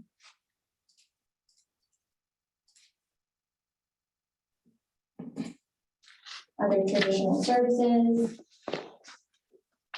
This is her terms of payment. Please text to send the deposit. Okay. Please know that house calls require $40 deposit, and that will go towards your appointment. This has her phone number, email, and location, and her hours of operation. This was on her Instagram that was posted on July 14th and found on July 18th, that she is officially home based for July and August. Okay.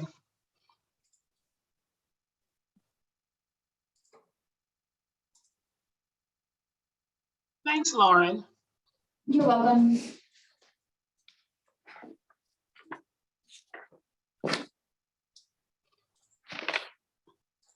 Any other board members have any other questions or concerns for Destiny Hugh?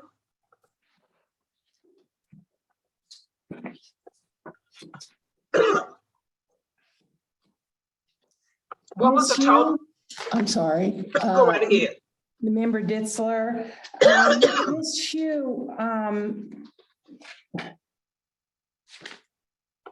do you have a reason for working out of your home? I mean, you didn't state that in your letter to us. So working out of my home, well, okay, so I did do the house calls. Yes, I did do house calls for a few months. It was very hard trying to do that without giving up my lease at the studio salons that I did work at. My rent was a little too high at the studio salon, so I thought that doing house calls would be okay, because I thought I would think that I had a license, that it would be okay to do house calls. But I obviously didn't check my information right and did my research correctly. Working out of my home, it just got really hard for doing house calls and stuff like that. So I had to find. So you are alluding to the fact that you did do these violations? I did. Yes, I did, yeah. Board Member Bramo, I have a question. Doesn't some of those services fall up under the advanced license? Yes, that's correct. So that's why she was cited on a first and second offense for practicing without a license or certificate, because she doesn't have the qualifications to be doing some of those services. Right, that's what. So Destine, have you applied for an advanced license? An advanced license? I worked at a spa that they taught me, and I got they gave me like a paper or something that I got my information, my certification for body sculpting and microneedling for advanced. Oh, okay, good correct? for you. Good for you. You should apply in order to perform some of those services that you're performing. You need to reach out to the board staff so that you can make application for an advanced license, because you're going to continue to be receiving fines practicing those services. Okay, sounds good. Thank you so much. I would like to have a motion, please, for Destine Hugh. Board Member Ditzler here. I would like to make a motion that we uphold all citations to Destiny Hugh. And she can make a payment. Can I have a second, please? Yes, Board Member Harris, I second that motion. All in favor? Aye. Aye. Any opposed? Motion carries. You got any questions, Destiny Hill, or you okay? Very quickly. So I would need to contact you guys about me applying for advanced aesthetics, correct? They will give you with the required documents. Okay. Okay. Thank you. Thank you. Good luck. Thank you. You too. Bye-bye. Bye. Petitioner number 7 is Samantha Ramirez, ST 101010292. Samantha, are you here today?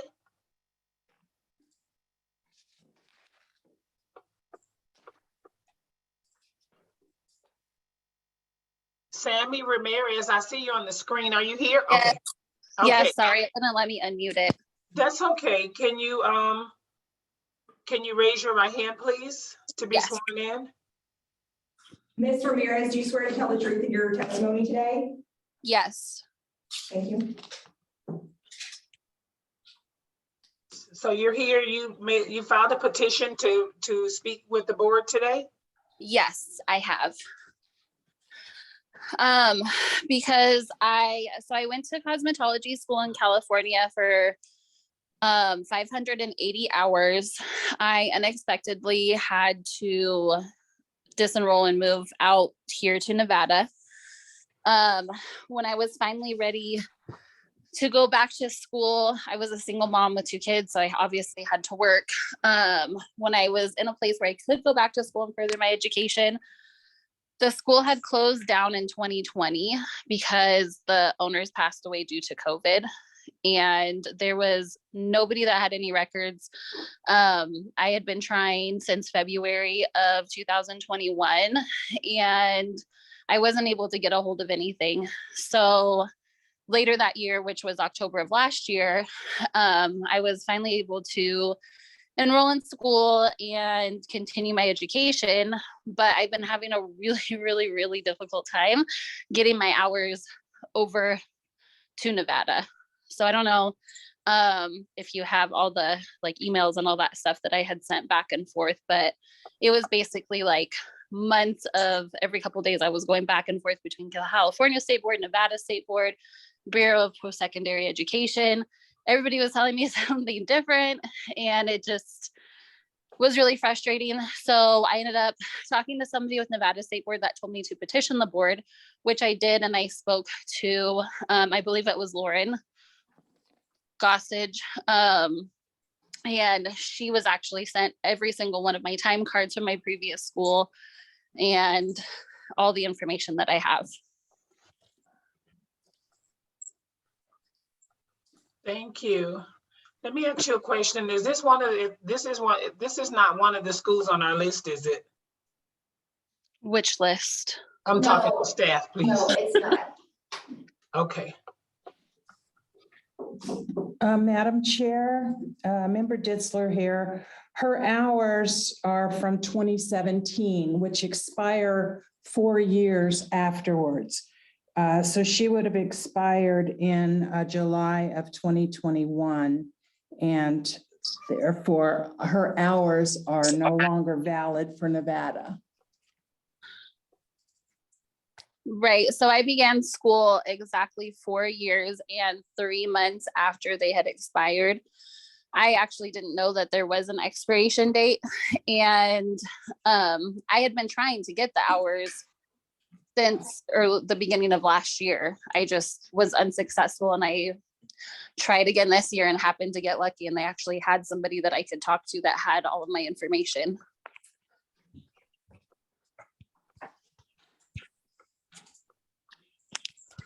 Any other board members have any other questions?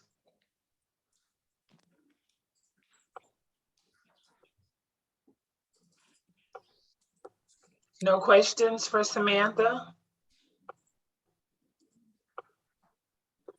Okay, well, it's not up to me. So Board Member Dixler. Yes.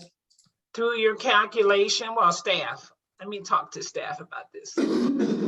So the person that certified the hours, have anybody reached out to that person? Upon receiving the hours, The person who sent Are in those, all of are her, those hours or those are transcripts? Because they look like they're just that is her like in time curricular card. sheets. Yeah, that's her time card from her school. Since the school shut down and the owners passed away, the hours were given to, let's say, a successor to hold on to them for the students. So that person is the individual who submitted all of her transcripts showing all of the hours that she completed. So nothing went to the state of California. I believe she does have a document from the state of California. Let me pull it up in board pack, give me one moment. Oh, okay, I see it. School to California. No, they don't send it. The board. So the school has sent a proof of training document to the State Board of California, the Cosmetology State Board.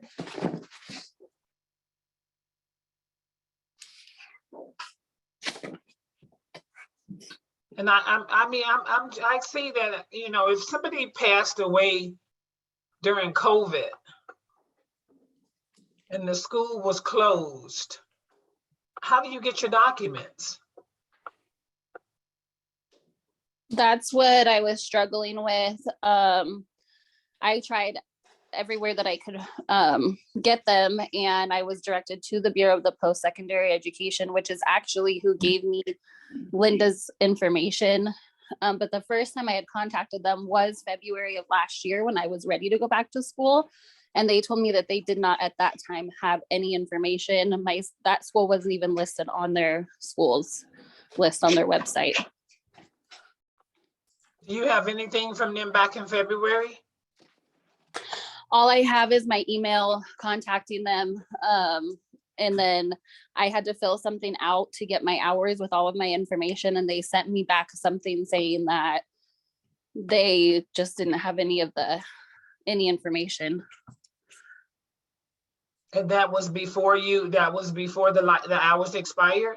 Yeah, that was February 4th, 2021 was when I had originally reached out to them. This is Board Member Douglas. This question is for Samantha. Were you on a grant or did you just pay out? I was on a grant. Yeah, I'm kind of skeptical about them not having information if he was on a grant because, you know, sometimes that's how they get, well, majority of the time that's how they get paid. So. Well, that's what's frustrating is I owe over $6,000 in student loans for those hours, and I don't have any hours that I can use to show for it. So are you paying them now? Right now I'm on a forbearance and I'm re-enrolled in school. So, you know, when you're re-enrolled and I'm on financial aid right now, it stops the payments. Oh, okay. So let me ask you this question, staff. Is there any way that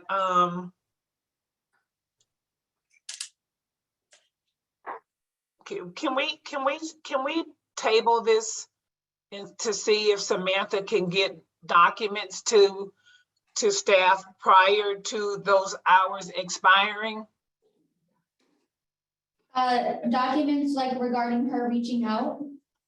Her like reaching out, trying to find, because if she would have received those hours in February, then we would have been accepting the hours, right? Correct, yeah, I uploaded the document of her emails back and forth, so that document is in there from February 4th of 2021, where the Bureau for Private Post-Secondary Education said that they received her transcript request. That was like an auto response to an email that she had sent. So she does have something in there showing that she did reach out in February. Her enrollment date in school was October 7th of 2021.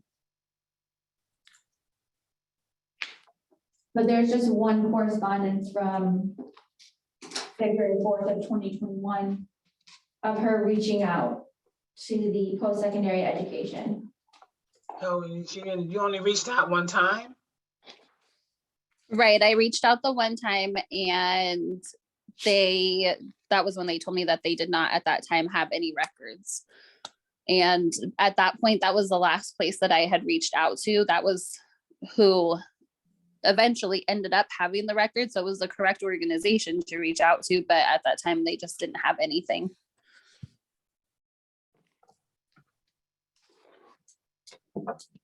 Any other board member have any other question or comment?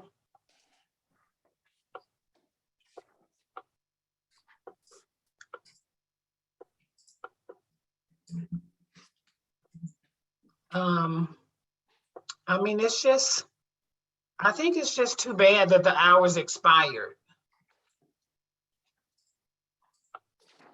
This is Board Member Douglas. I'd like to know if the school is registered with Cosmetologist Board in California.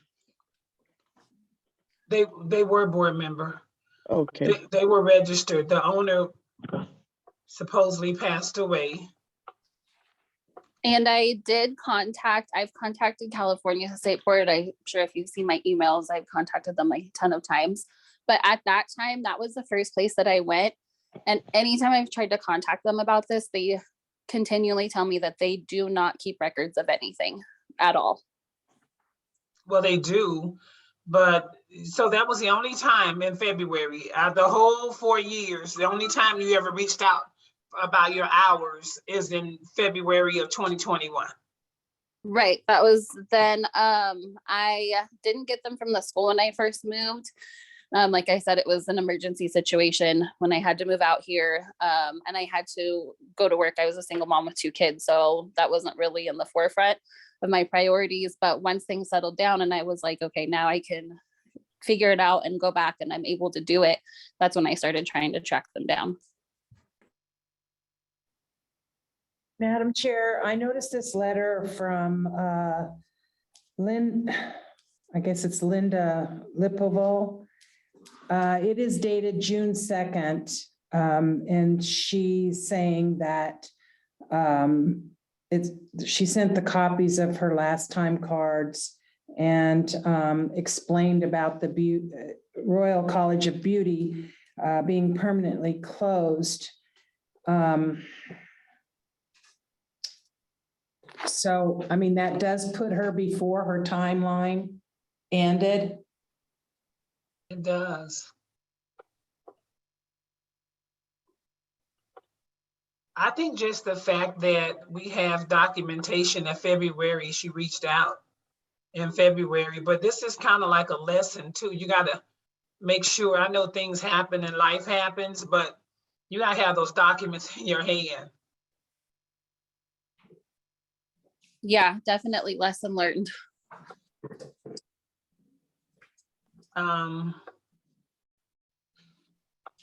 Is there any staff recommendation? I'm asking staff. Sure, I think the recommendation on part of staff is NEC 644A-230 allows you to deviate for a showing of good cause. I think because she is only 3 months behind from enrollment to her last date of attendance, she missed the 4-year cutoff only by 3 months, and there's a showing that she made a good faith attempt to get her records. It's a position of staff that would qualify to us as good cause if it qualifies to you. Therefore, we would be open to accepting those time cards and issuing a letter of credit. Okay. Yeah. Because COVID, a lot of people passed away during COVID and a lot of businesses closed. But, if she would have had the hours in February, they would have been good. So can any other board member have any other questions or concerns for Samantha before I call for a motion? I would like to call for a motion, please.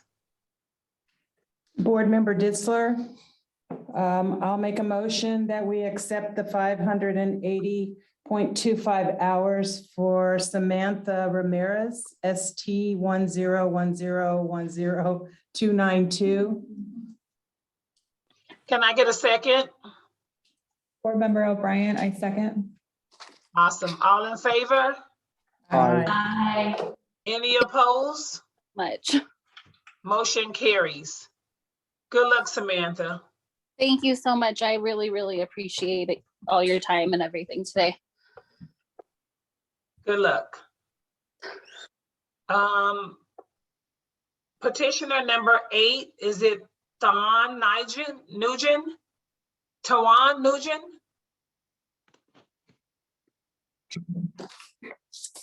Is there Tawan Nugent? Ty Nugent. I think that last name might be pronounced Win. That might be a little confusing. It's Win? Win, yeah. Sorry. Mr. or Miss Win present, nail tech, I don't know. Yeah. Do you see the name on that? It's N51406. Juan Nguyen. Tuan Nguyen? See him on the attendance list. I don't. Okay.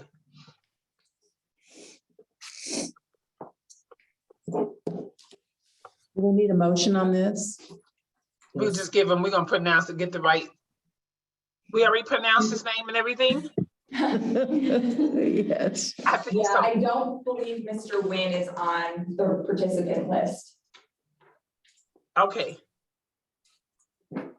Can I get a motion to accept the, This is Board Member Douglas. I would like to uphold Ty Wynn's N-51406 petition. can I get a second, please?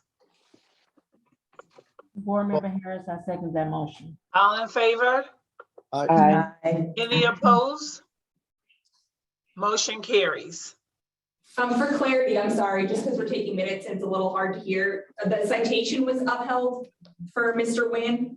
Yes. Yes, okay, thank you. Okay. Petitioner number 9, Jeannie Tran, license number C20566. Jeannie Tran, are you here today?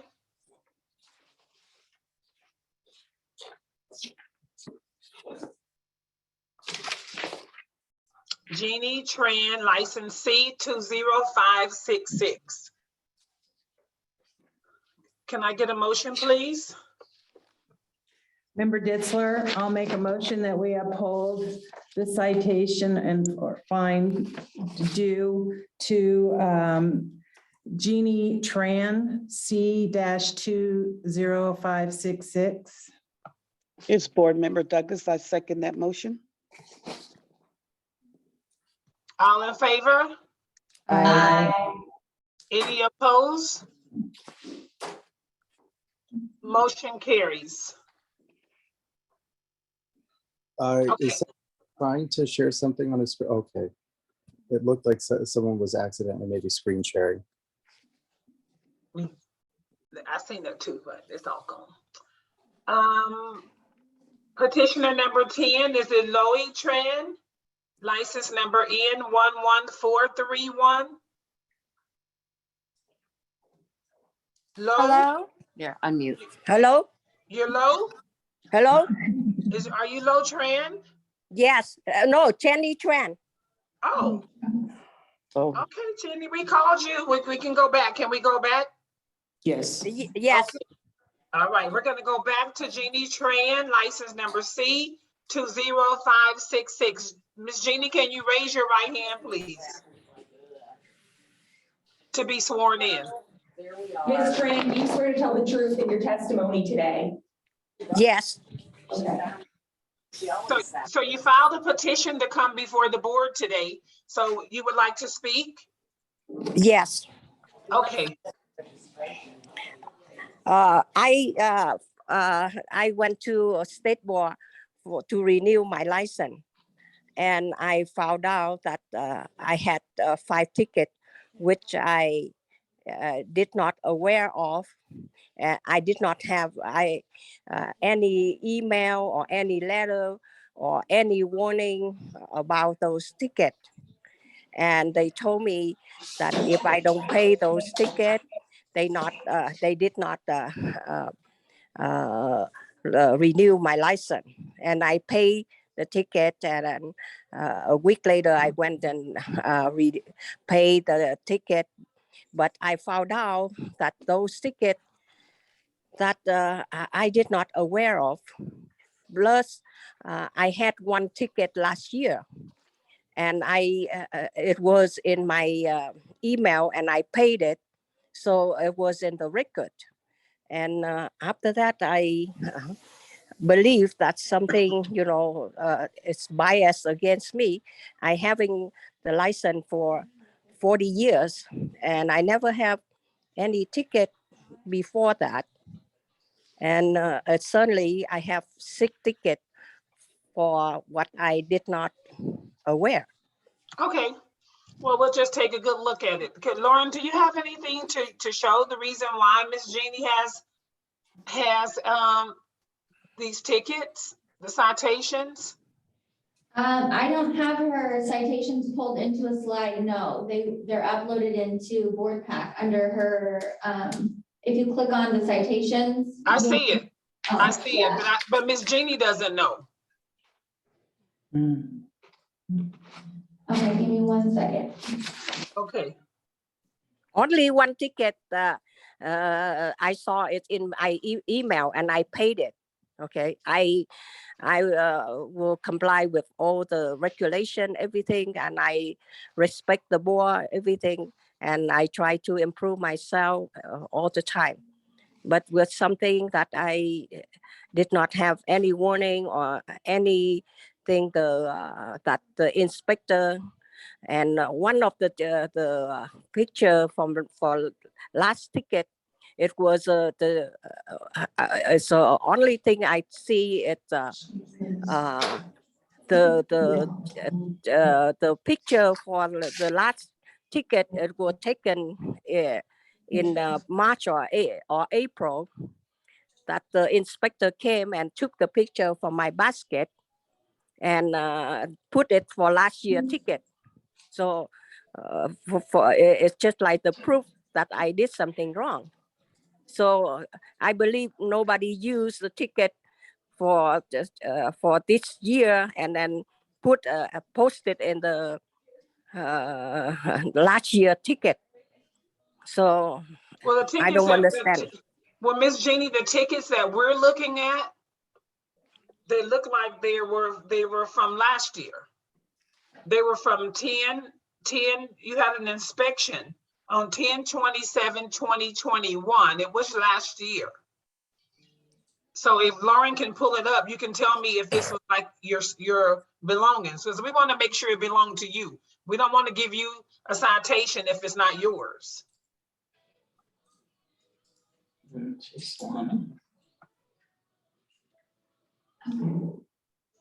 These are the images from the citation. Oh, that's it. Not belong to me.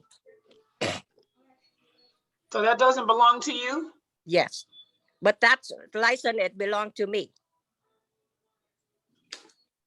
But that's that one. It belonged to me. But the one that you show earlier is not mine. So the first one was not mine. Yeah, the pink one. I never have that pink clipper. It wasn't in your drawer, was it? I have no idea. I never have the pink clipper like that. But this one is mine, yes. That's yours too, right? No. You know, in my salon, it's like 6, 7 people working. Oh, it's your salon. That's not my salon. It's the salon I'm working for. Is it the same basket? She's not the salon owner. I am not the salon owner. She's just a licensed disputing her individual citations. Okay, so out of those 6 citations, how many of them are yours? I have no idea because I never seen any ticket like that, and no one, they gave the ticket when I'm not working or my day off or something. Yeah, I never saw that ticket. Nobody ever told me. That was Miss Jeannie, let me explain something to you. That yes. the inspectors could come. You don't have to be there. It's just at your station. If your license is posted there, they can open your drawer. That's why it's important to make sure that your implements and everything is sanitized before you leave, because they have the authority, the jurisdiction to go into any salon and take a look at any of those implements that's used on clients. So you don't have to be there, but if your license is there, then you're responsible for that area. So in the future, if you leave, at the end of the day, just make sure everything's nice and tidy, because you when you come back, they might come when you leave. Yes, I understand that. Okay. But the thing is, those tickets, you know, you could see that when I saw the ticket and I pay it, you see that the proof. But some of it is yours. You just told us that some of it was yeah. yours. But the 5 ticket that when I went to the State Board and renew my license, and I swear to you, I did not aware of those tickets. Otherwise, I would have taken care of that and would ask if what's wrong, and I could you know, contact the board and to see if whatever is my responsibility, I would pay it. You know, that I felt like I not informed anything. If I did not know, I have those citation. Okay, Jeannie. Okay, so right. Okay, Madam Chair, can I ask the staff a question? I only see one invoice here for $200 for instruments and implements, or actually 2, both of them are for that. And I'm not quite sure what the other pictures, because there's 4 more there. And so that shows the salon number. Is Jenny Tran, is she responsible for the 400 plus 200? That's correct, yes, because they're from 2 different dates. She was cited on May 2nd, 2022, and then October 27th, 2021. Okay. Okay, Board Member Bramo, I have a question. The citation, I see there that the citation number, the violation 3139262 and the 9263, that looks like it's the same picture, but we're doing chemical waste not disposed and chemical waste not disposed. Was there like a duplicate there?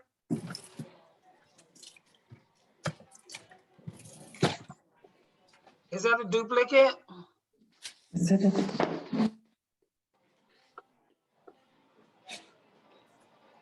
says third event. Third event. I'm talking about the second and third picture.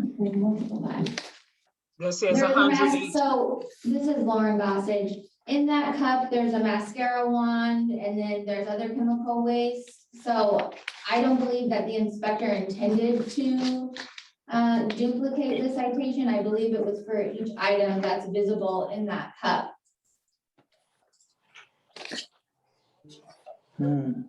Oh. Well. Okay, so what's the I see here 4 pictures. I see an invoice for $200. And I see 4 pictures. So I'm confused. Let me pull up the additional. Those are just the photos for those 2 violations. I think probably because they came in. So would it be fair to say, Jeannie, would it be fair to say out of those 5, 3 of them belong to you? I could say probably 2. Yes, the 2 baskets that with hair in there, I would responsible for that. This is Board Member Douglas. Jenny, is this your station? It's my station, but one basket it not belong to me because all that pink clipper is not belong to me. Right. So you're stating that someone uses your station when you're not there? I have no idea because when that taken, I am not there. I don't know whose station is that because every station, we have 3 stations here that assembly. It's that exactly the same with basket, with everything. Very, but it belongs to the other operator. Okay. Yeah, but, When I'm not there, because sometimes it's floating. Somebody would use my station and put their stuff in there when I'm not working. So that's how it works in the salon. Okay, for sometimes they future, have too many people working, or they need some, so they use my station.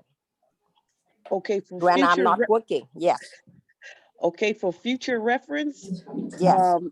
your station should be your station, because if you're paying booth rent for that station, that should be No, yours. I am not working as the booth rent. I work commission, so they can use my station for the other. Okay, well, you should take your items home with you, because if Okay. that's the case, I have you're going to be charged tell for you them the all the truth. time. I've been working for 40 years, so I have a lot of tools, and I do so many different things. So so You're I going to have need the those same tools. problem. Yeah. But I will take care of that in the future, and I will be aware of that. Yes. Okay, Gwen, Board Member Bramo, I see here. Yes. Yeah. Can we just take away the duplicate one and because there appears to be a duplicate. If we can take away one of those duplicates and the pink clippers, and then that still make it 3, right? Mm-hmm. Yes. Okay. Oh, it would be these 2. Which 2? 6, 5, and 2, 3 are the ones For her. that, yeah, she's suggesting to remove.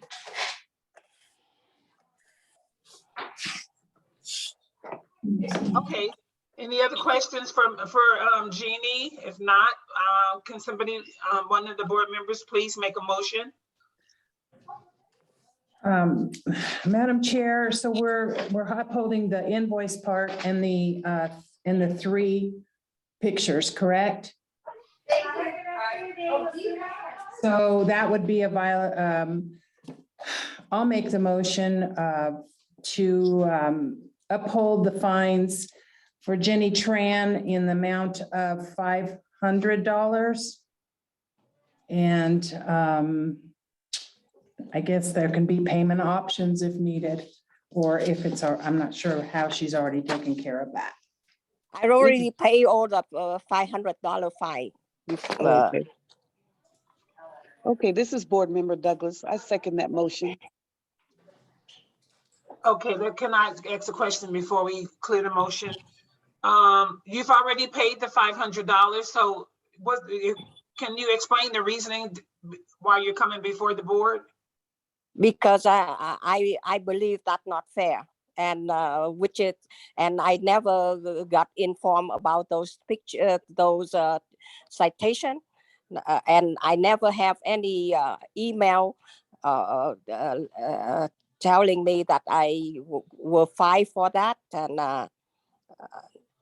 I believe there is some kind of the information before I pay the fine.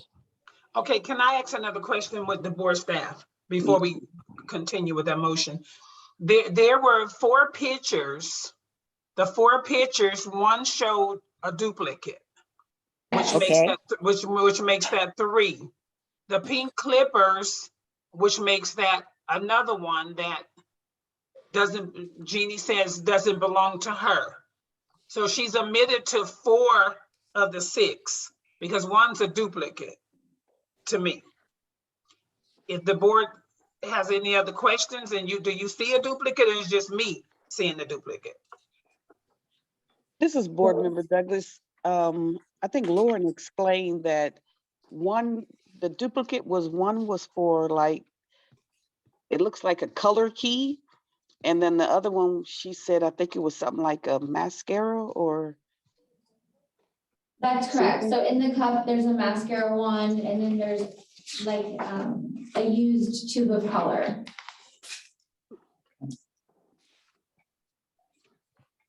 So the mascara one and the tube of color made it 2 fines? Yeah, the meeting. Yes. We're not done with this. About 10 minutes. 10 minutes? Oh, okay, great. Okay. Yeah, because if you look at the violation numbers, one says 313. I see it. I see it, but I'm concerned about how, I'm just One concerned. says 313-96-9263. So they're different numbers for a citation, even though they're the same picture.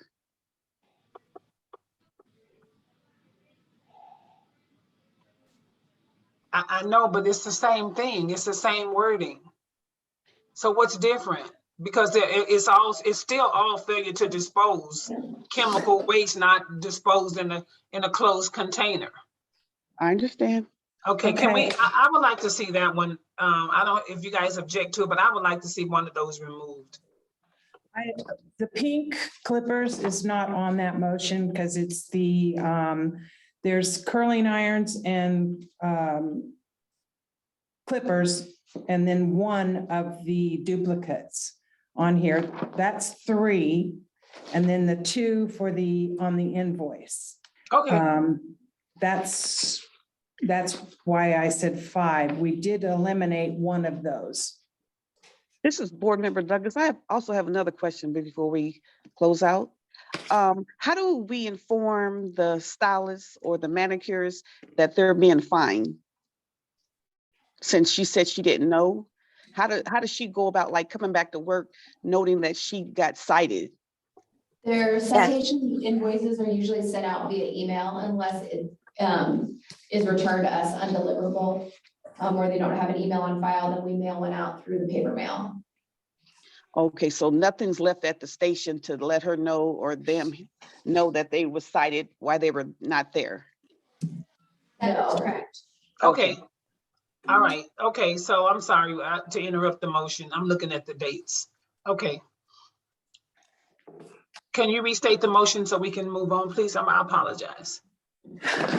Board Member Ditzler, I make a motion that we uphold the citation for Jenny Tran.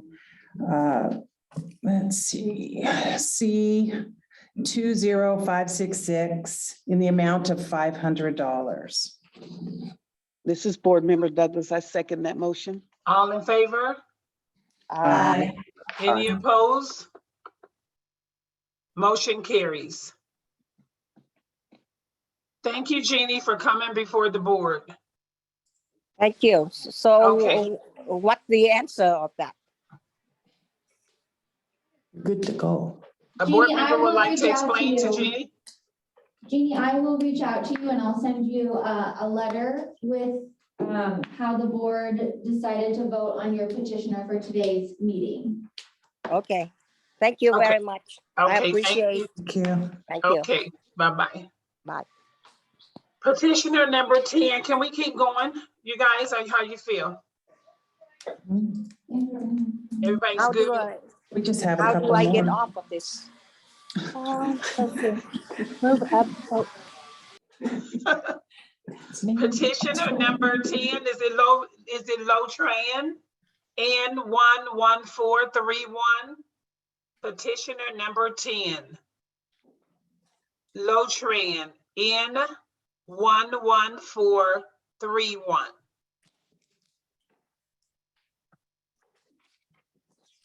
Okay, can I get a motion to uphold, please? This is Board Member Douglas. I'd like to uphold Lori Tran N-11431 for the fine of $200. Can we get a Member second? Ditzler, I'll second that motion. All in favor? Aye. Aye. Any Aye. opposed? Motion carries. Petitioner number 11, is it Angel Lee at B Nails, license number S188524? Are you here today? Angel Lee? Can you help me finish, please? Yes, I'm here.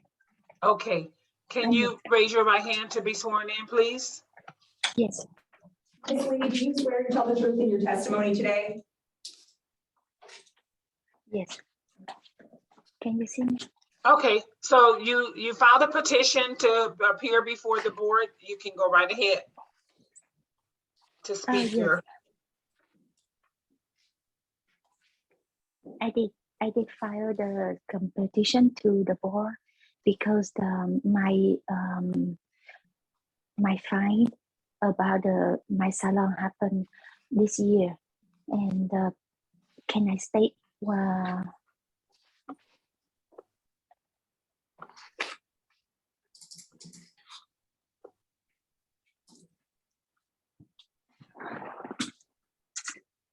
hello?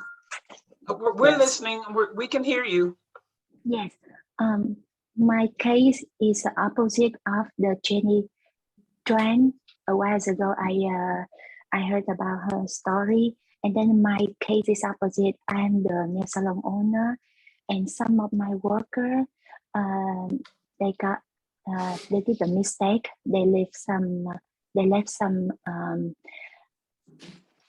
tool non-reusable in their stations, but I got the fine. So that's why I filed the competition to ask about my case, because I was not stay in the salon at that time, and then all their mistake, their problems is go to my my fine.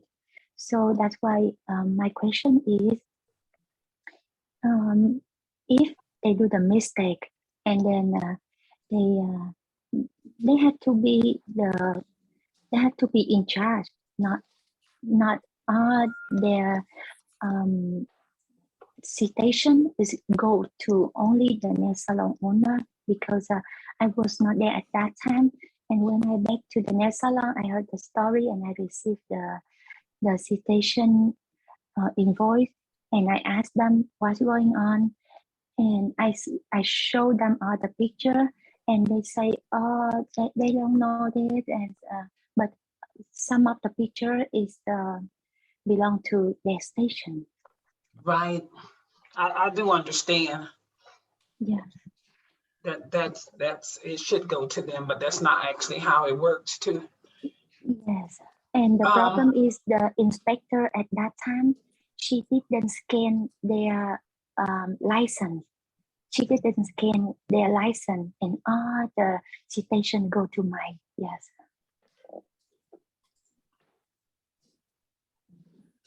Staff, can we explain to better so that Angel can understand the reason why she's being cited? Yes, would you like me to pull up the photos? Yes. Yes. Here, go on.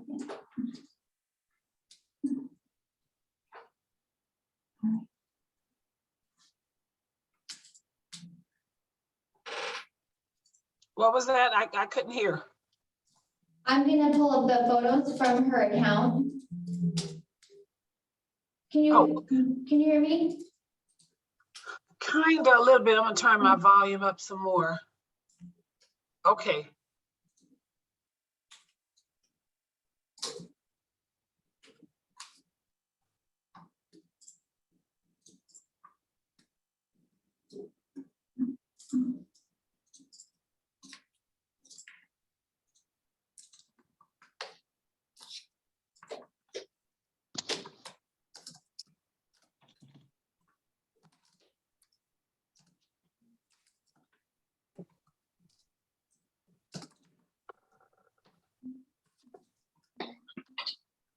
I think just the question is, I don't think there's a question about the citation because the evidence is here. I think the question that Angel has is that this is her salon, and the individuals that left these implements and didn't dispose of them worked in her salon. So she wants to know, why is she being fined when it's the items belong to the employees that work there? Am I correct? Yes. So typically, if an inspector can tie a citation to an individual license, then they will. If they find violations, but they can't discern exactly who the individual licensee belonging to the violations are, it will go to the salon. So in this situation, I think based on all the photos that were submitted on the inspection, even though there's some personal items that the salon owner might recognize as belonging to an individual licensee, there was no noticeable license that the inspector could cite to besides the salon.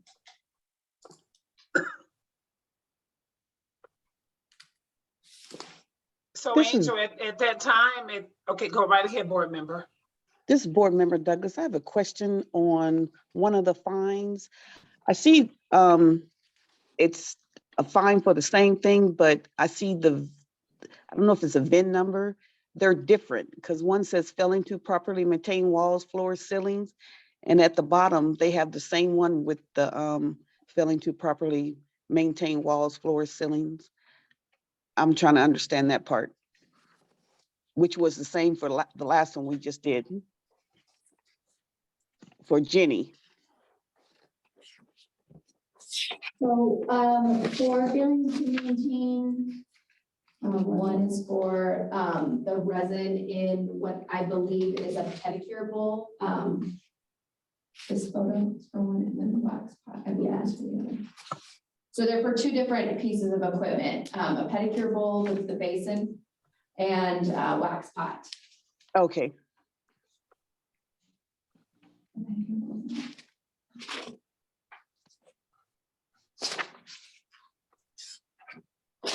Oh, you said that you're saying the one right here with the trash can? This one is not uploaded into the documents. Oh, okay, we didn't get that one. Yes. That picture along with the new picture. Okay. Because it's failing to properly maintain walls, floors, ceilings, furnishing, equipment, and fixtures. So this qualifies equipment and equipment rather. Okay. So Angel, do you understand that when the inspectors come out and they don't see a person actually sitting there, that the salon owner is responsible for everything that actually happens in the salon? Were you aware of that? Yes, I accept that about the pedicure tub and about the waxing cook. I agree that is my violation, and then I pay for the fine. But some of another pictures show the non-reusable file or buffers is in their stations or in their bag. So that is another picture. I agree. I pay for the fine or the picture you just showed to me, but another pictures that is not about the salon problem. That is the individual mistake problem. Yeah. But do they work for you? They work for me and all my worker present at that time. At the time, the inspector came to the shop, and when the inspector took the pictures of my worker present at that time. Was the backpack open? Because it looks like the backpack is open.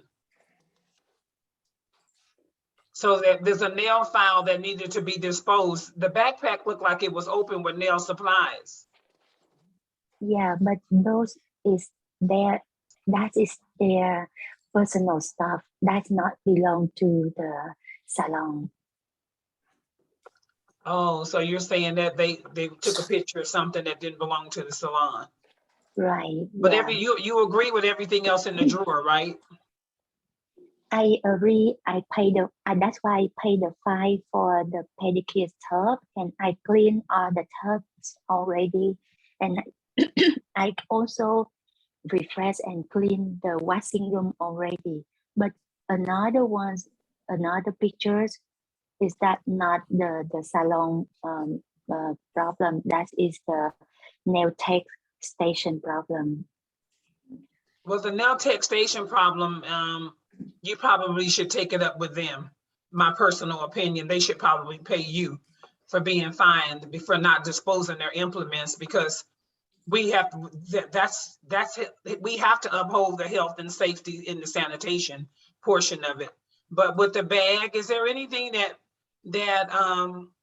prompt the inspector to look inside that bag and take a picture, staff? Inside that personal bag there?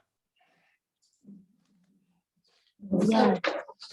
I mean, during an inspection, the inspectors are allowed to like open a drawer or go into the bag, anything that is in the salon, they're allowed to go through. So I'm not sure what prompted the inspector no to go through that, to go through the bag. Oh. I would like for us to take off the fine for going into the bag. I would like to see that one removed if nobody has any objections to it. The drawer, I'm good with. I don't have a problem. They inside the drawer, they're servicing clients. They're using it, they're putting it back. But I'm not quite so sure about going into somebody's bag.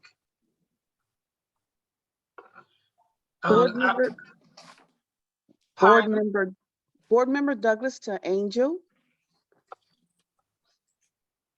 Angel? Yes. Yes, I wanted to, for future reference, I'm looking at the waste basket on one of these pictures. For future reference, you know you're supposed to have lids on them. Is that correct?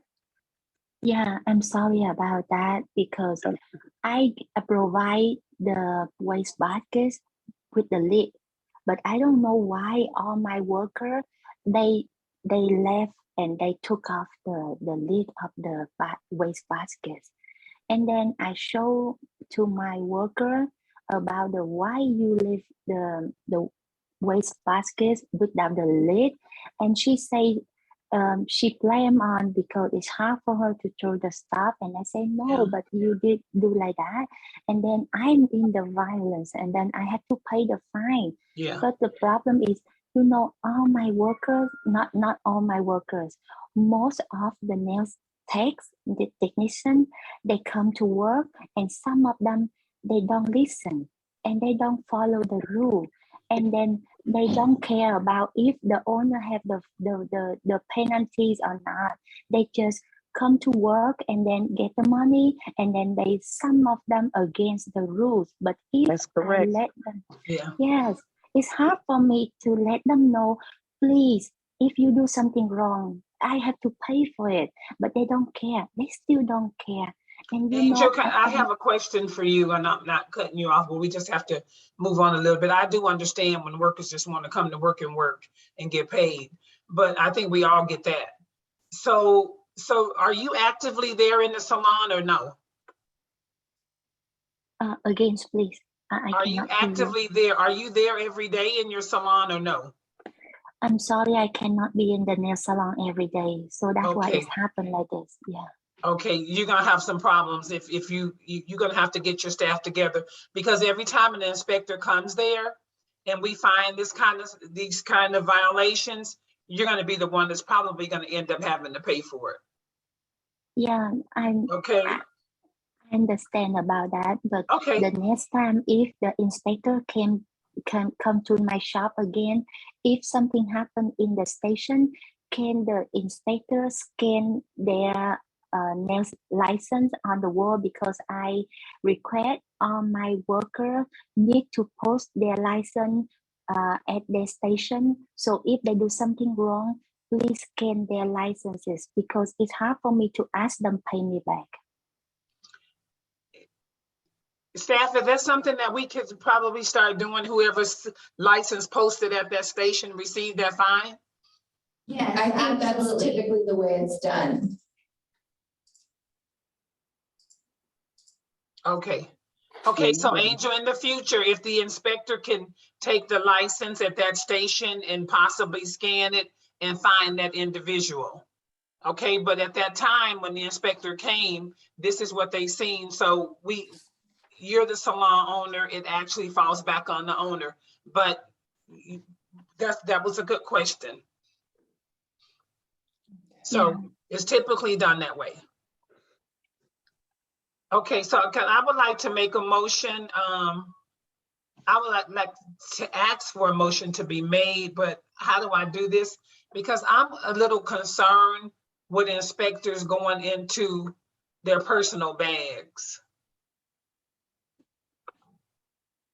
Yeah, Board Chair, just for point of clarity on that, I would imagine the bag was lying in that position when the photo was taken. As a matter of policy and point for our inspectors when they're trained, they wouldn't remove someone's coats or handbags or even get in the business of even moving those things, let alone going through them. So if that bag was most likely in that position when the photo was taken. Okay. Yeah, looks like it's up against the wall. Yeah, it looks like it's against a wall. Okay, I'm good with it then. Can I get a motion, please? This is Board Member Douglas. I like to uphold Angel's fine for S-188524. Can we get a second? Member Ditzler, I'll second that motion. All in favor? Aye. Any opposed? Motion carries. Thank you, Angel.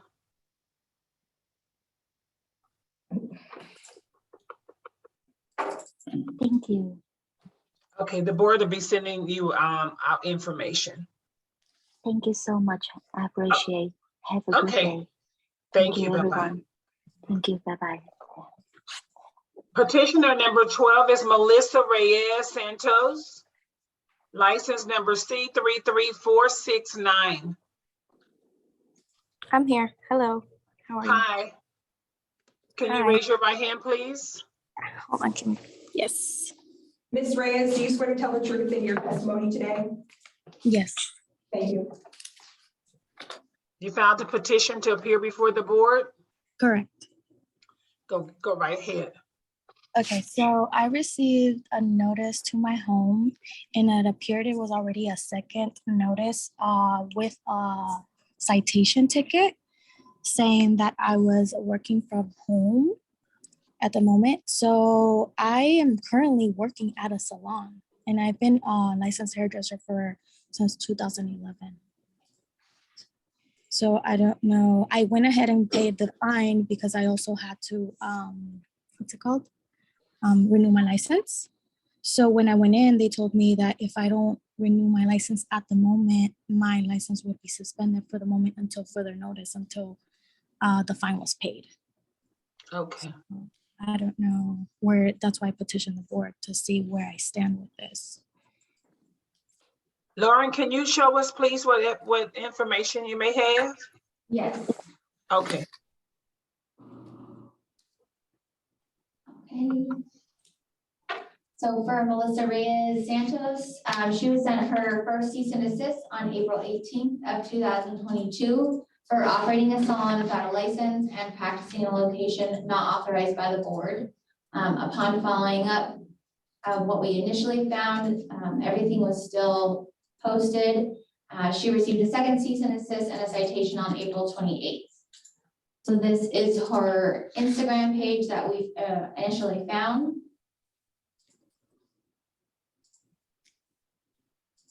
And these are individual posts from her Instagram.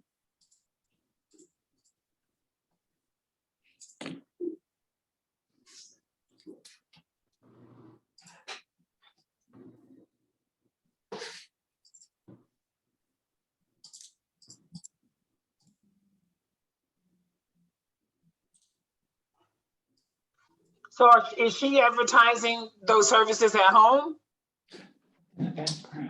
Yeah, so these services are done inside the home.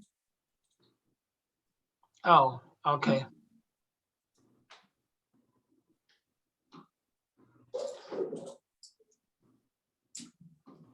And then she also has some of the posts from her home on her TikTok account. Okay.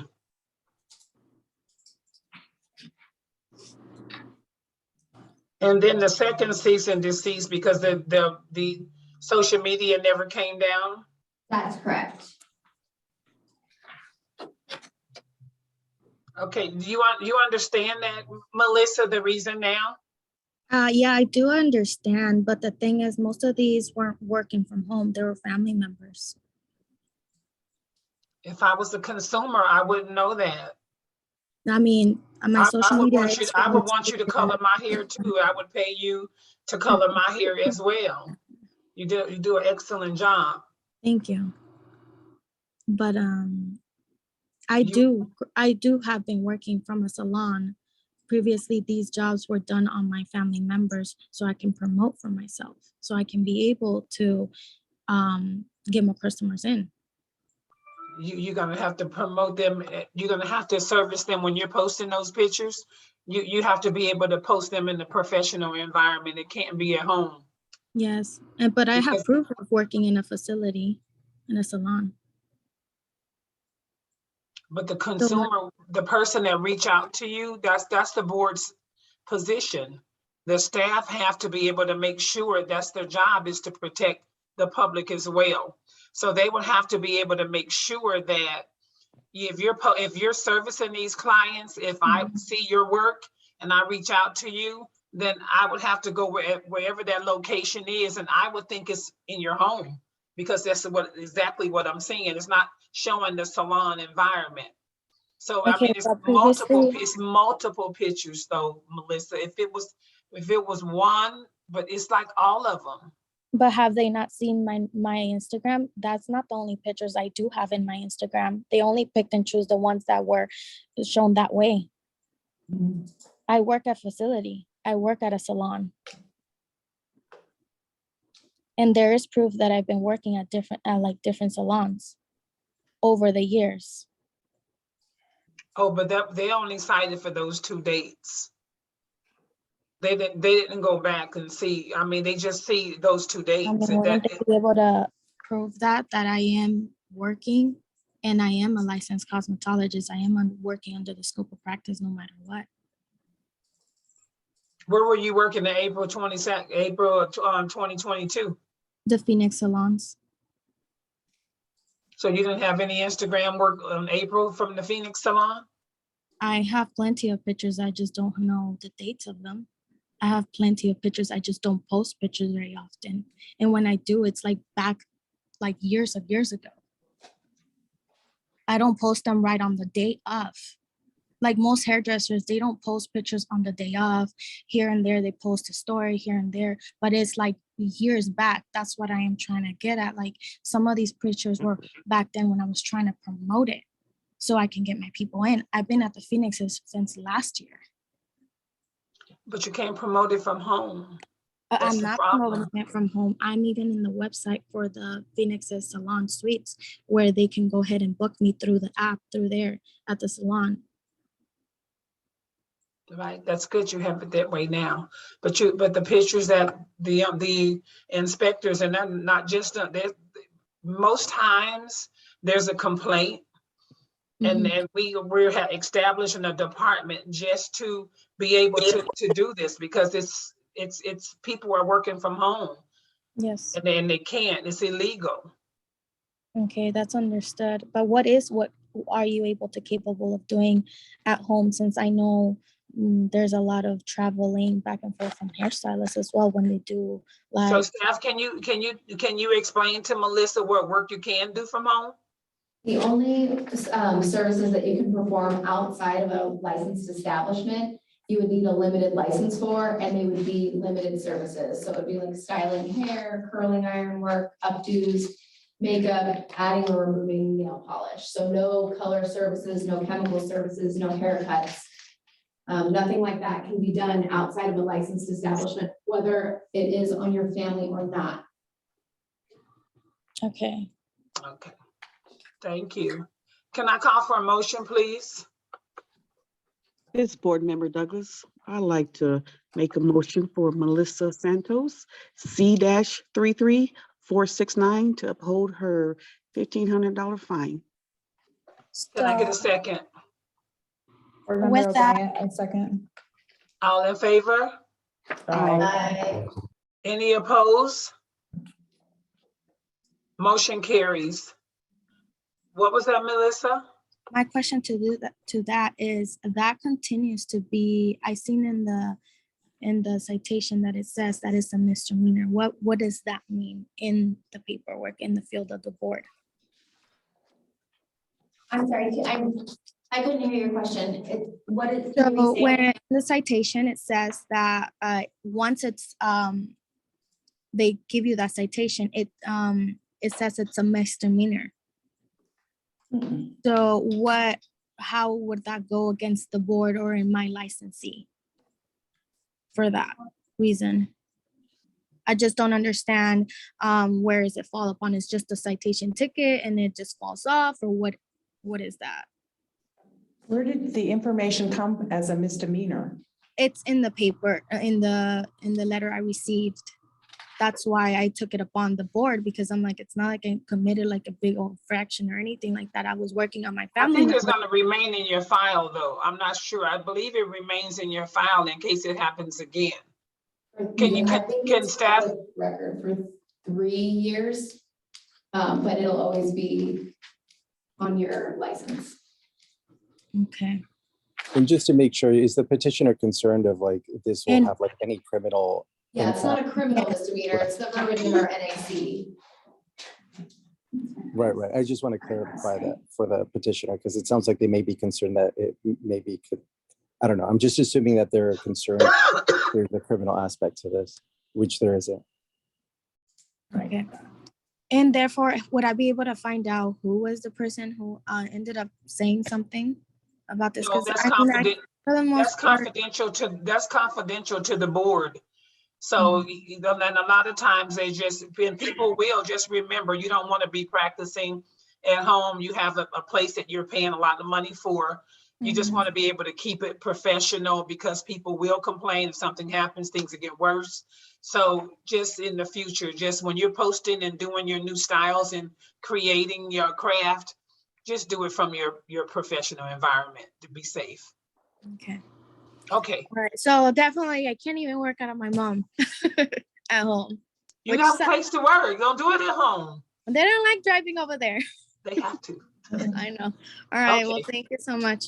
All right. Bye-bye. All right. Bye. Okay. I think this is our last petitioner is Rachel. Number 13 is Rachel Saladino. License numbers license C 39550.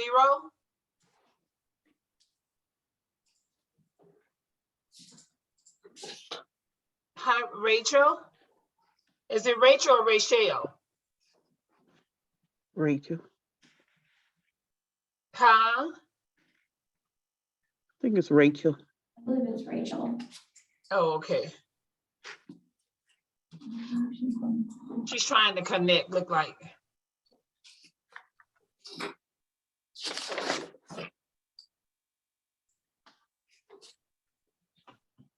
Okay, is it Rachel?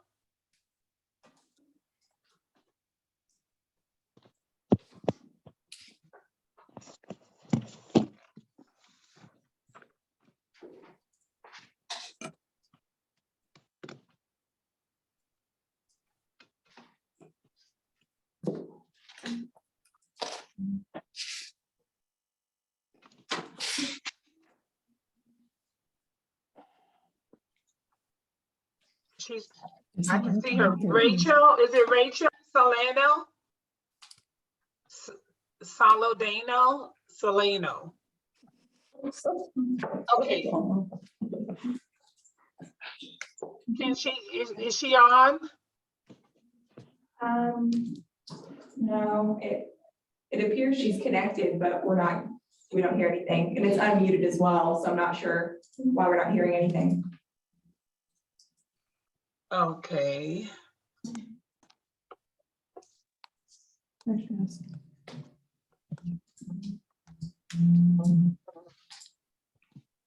Hello? Can you hear me? Yes, we can now. So it's Rachel, right? Hello. Hi. Rachel? Yeah. Okay, can you pronounce your last name for me? It's Soldano. Sedano.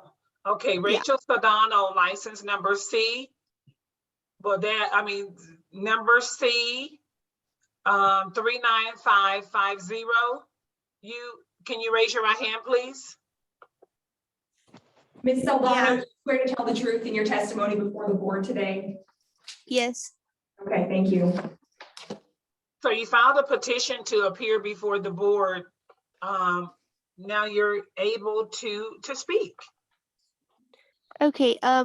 First I received a cease and desist on April 28th, I believe, of 2020. And I didn't get any information on it basically was saying that I was practicing unlicensed and in a non-cosmetological establishment. And I didn't receive any information on when this was for. I'm guessing it was during the very beginning of the COVID thing that was going on. So I have documentation on what was going on then, but I'm not exactly sure as to what I was when the infractions were. So first I'd like to know that to make sure that the supporting documentation that I have for me not doing those things is, relates to the right time. Okay. And then, because either way, I can prove that I haven't been doing any of those things. I've never done any of those things since I've been licensed. Even at that time? Yeah, no, at the time, before the April 28th, regardless, I haven't done anything. So I just wanted to know when it was for and what. Okay. Lauren should be able to pull something up for us here shortly. Okay. Okay, so for Rachel, she received a cease and desist and a citation on April 28th of 2020. So this was for working during the mandated shutdown when no one was able to operate a salon or work. This is her personal Facebook account, which I believe shows her picture. This is her Instagram account, again, of Rachel. And then these were some direct transactions through Venmo for hair services during April of 2020. So there. Okay, yeah. During April of 2020, before that, in the very middle of March, I want to say, the Great Clips that I was working at shut down, and I had been selling gift certificates for doing hair for when things opened back up at a discounted price. And also there were a few people that had owed me money from when I worked at Gearhead that never had paid. And because when the salon closed, I only had $100 in my pocket. I wasn't able to get unemployment because of the system, the way the system was working. I couldn't call in to get my password changed because it was always busy. I had $100 and I have a child with autism that I'm responsible for. So I had asked people to, pay me the money that they had owed me because I needed it, and people did, and they would Venmo me the money that they owed me. Excuse me, April, excuse me, Rachel, I apologize. Can we continue to hear from Lauren just a few minutes and then we'll allow you to speak again? Okay. These are the only slides that we have from the cease and desist and citation that went out to Rachel. Okay.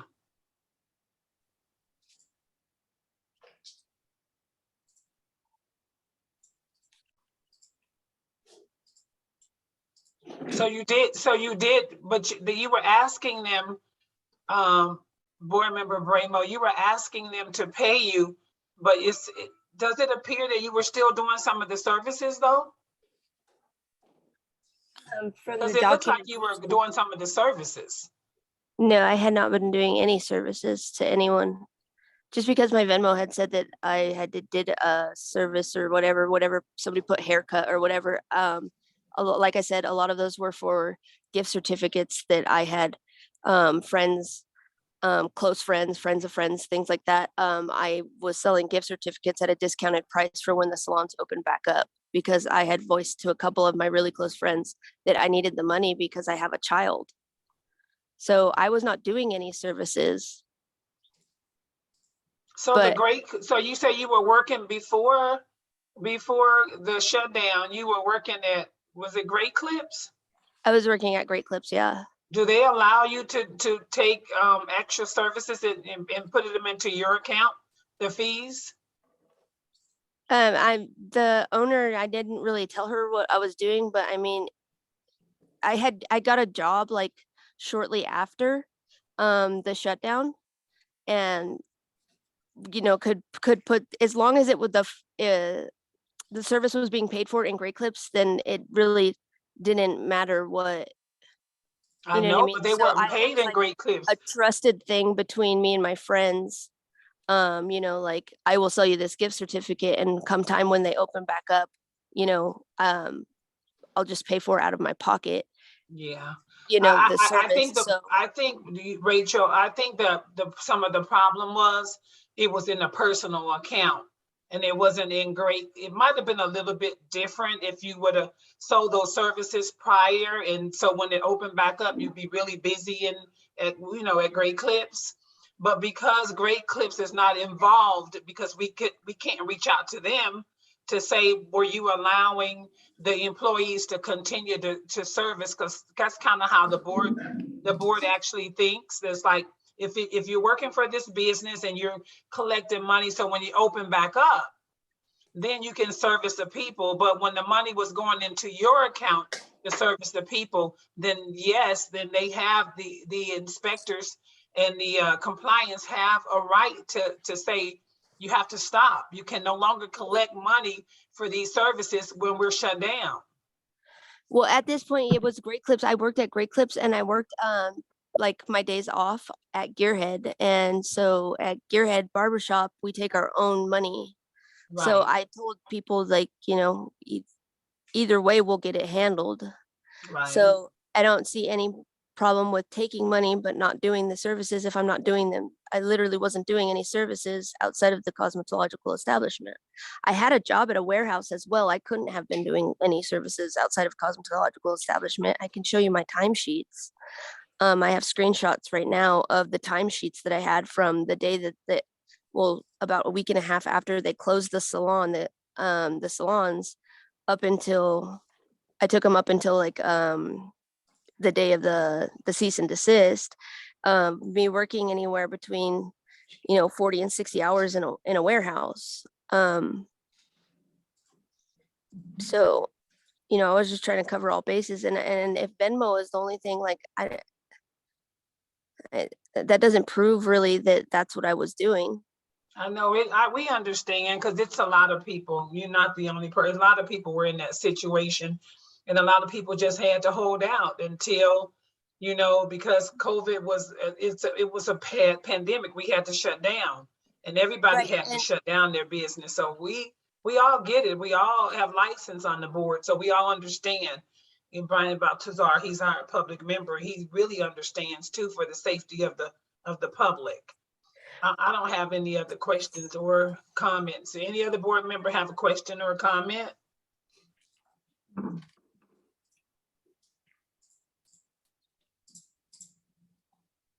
No question or comment? I would like to, if there's no questions or comments, I would like to call for a motion. Board Member O'Brien, I would like to make a motion for Rachel Saldano, C-39550, to uphold her fines in the total of $1,500. It's Board Member Douglas. Oh, go ahead. I'll second that motion. All in favor? Aye. Any opposed? Motion carries. So the $1,500 stays in place, and even though that you don't really have like proof, no pictures, no nothing of me doing any of this? It was still hair involved and taking money when we were closed, unfortunately.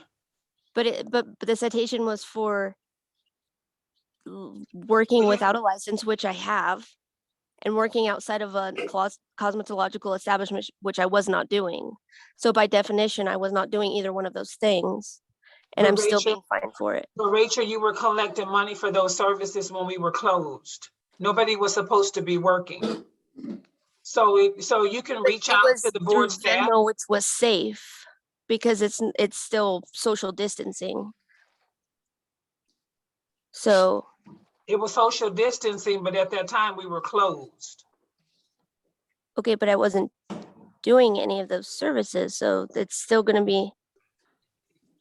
The board has ruled that that the staff has enough evidence and for them to uphold the fine.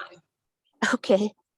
So if you So need there's no, assistance with it, if this you is need the end of it, assistance- right? I can't go and ask, like appeal this or anything like that. This is just, it is what it is. Well, if you have some additional information, you can always come back before the board again. You're welcome to bring us something else different.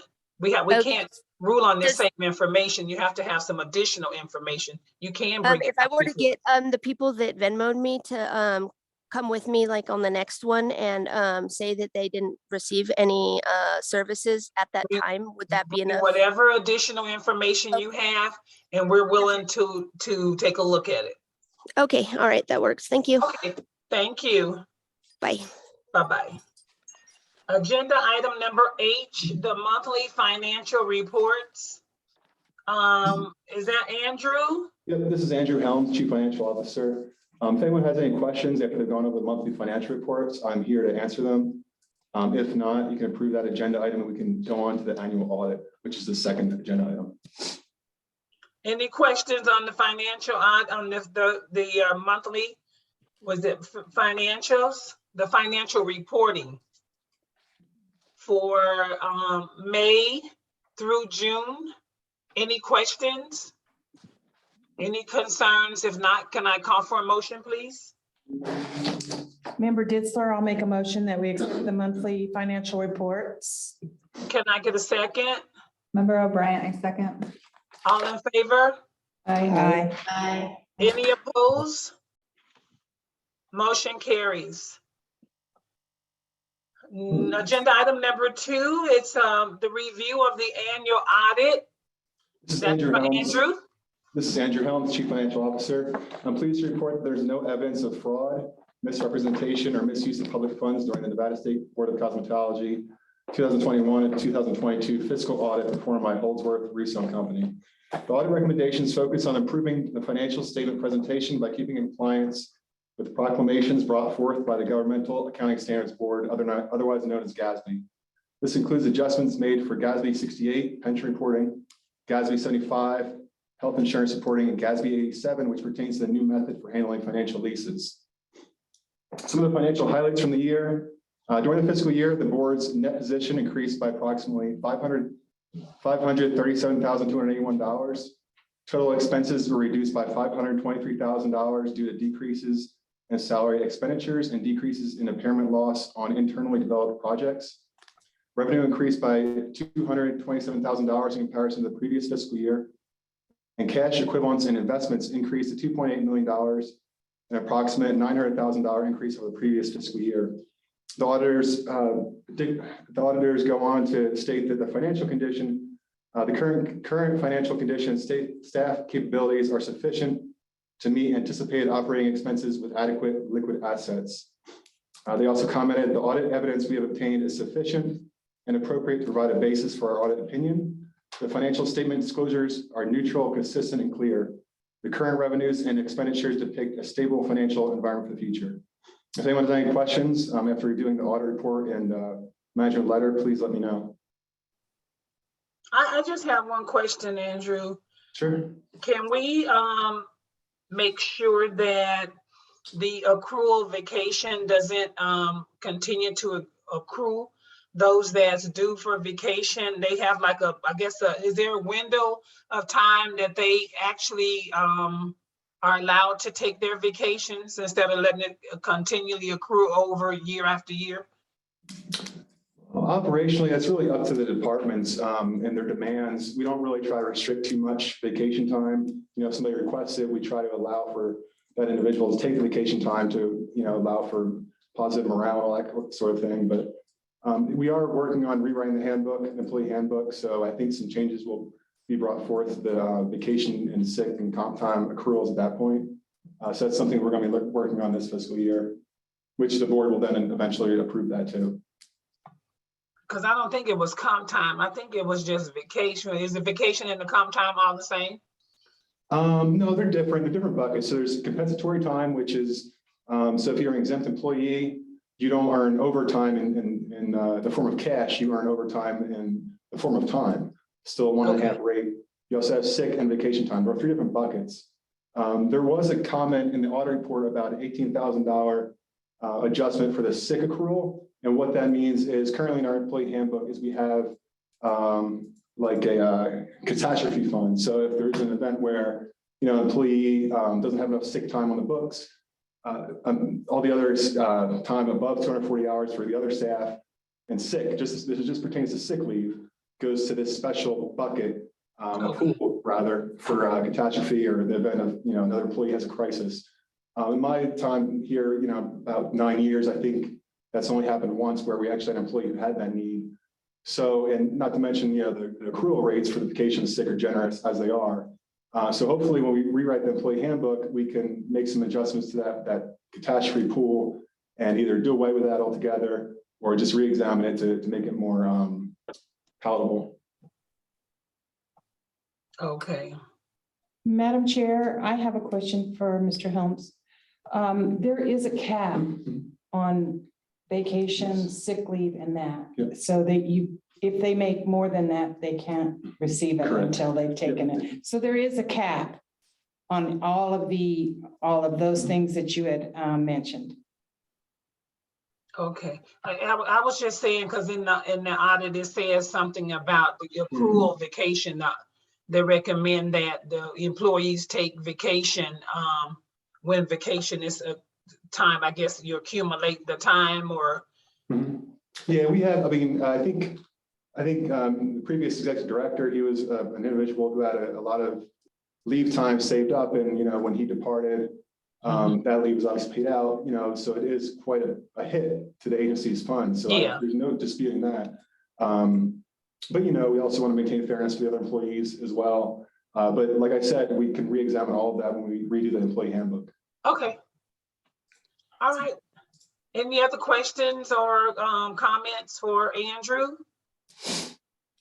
I would like to make a motion to approve the review of the annual audit. I would like to call for a motion. I'm sorry. This is Board Member Douglas. I'd like to approve the audit report and management response for the fiscal year for 2021-2022. Can I get a second? Board Member O'Brien, I second. All in favor? Aye. Aye. Any opposed? Motion carries. Agenda item number 3, selection of board meeting dates. January 16th, 2023, April 10th, 2023, July 10th, 2023, October 9th, 2023. Any questions or comments about those dates? Board Chair, this is Leah Easter. As a correction, the first date, January 16th, should probably be January 9th. The 16th would fall on Martin Luther King Jr. Day, so the 9th seems more appropriate. Good, I'm glad you caught that. So January 9th is the revision. Okay. Can I get a motion to accept? Member Ditzler, I'll make a motion that we, I don't know who's called. What you say, Leah? Go ahead, Ms. Harris. Oh, I would like to set the dates for the next board meetings for the 2023 year. Member Ditzler, I'll second that motion. All in favor? Aye. Any opposed? Motion carries. Whew, we didn't stop today at all. The next agenda item is comments from the general public. The board will entertain comments from the general public for any item that is or is not on the published agenda and is related to the Nevada State Board of Cosmetology. No action can be taken unless it's included on the agenda. Comments should be limited to 3 minutes or less. Before we close out, do anybody have a comment? Limited to 3 minutes. Hi, this is Countess Courtney again. Okay. I understand that you guys are not necessarily permitted to answer questions, but I do have questions and I don't expect an answer. But the main question that I do have is, who is the party responsible for updating this living document and approving the changes in the scope of practice? And why aren't the public being involved in this process? There are so many estheticians out there that have an incredible amount of experience to bring to the table, and the parties that are involved in changing this document should at least have an understanding of what a thermal resting period is, what a clinical endpoint is, and all of these specific things that have to do with the evolution of our advanced aesthetic license. My other question is also, especially for those individuals that are seeking a 75-hour laser certificate course, how are they supposed to know who is actually a licensed advanced esthetician if we can't even find that information readily available on the website? I feel like, the thousands of emails that that are sent to verify the status of these advanced estheticians, are taking up a lot of Janie and Lauren's time potentially, if they're actually even getting sent. I mean, some individuals are just paying other individuals online, and there's no 100% way for sure of knowing unless they do check with state boards. So it's just a little bit concerning, especially the fact that there is no particular equipment list that is being required for these supposed individuals to be able to offer this 75-hour laser course. So that's all. Thanks, Courtney. But I can say this, and I can't say a whole lot, but just keep looking on the website, because there will be another public meeting once the Legislative Council Bureau takes a look at all the information, and then it'll come back down to the public meeting, okay? So that will happen. And for the list of people, so what you're asking us to put a list of the certifying 75-hour courses, you would like to see that online? Yes, if possible, I think it would be sufficient to be able to at least post a list of the individuals that in fact do have that that 75-hour agreement with their medical director, so that way licensed estheticians can make an informed decision, because I've already had several students come to me you know, and let me know that there are still people out there that are advertising for online only, that are advertising for courses also, that, you know, doesn't guarantee that they're getting proper hands-on. Okay. It's just, it needs to be a little bit more under the microscope, so that way people aren't going to get mad that they weren't informed of what to look for, and you know, what is okay and what is not okay. I think having that collaboration form that you need to submit to the board is a great way to filter out who is legit and who is not legit. Okay. Okay, but I'm just hoping that the board is looking at that information when it comes in to them before anybody get grandfathered in a license with a 75-hour course. But that is something that we could probably discuss. I'm sure they are. It's just the individuals that are actually paying and proceeding with this course, they don't have that know-how and that information, that these are the key points that they should be looking for before they actually hand over their money. Okay. Thank you. Appreciate that. Any Anytime. other I'm always here. Thank you Good. so Thank much. you. Any other public comment from the any public member that's on the that's in the joined us today in the meeting? Any comments, any concerns? Just state your name. Okay, no more comment. So agenda item number J, the comments from board members for the, did I see anybody else raise their hand before I go to the next? Okay.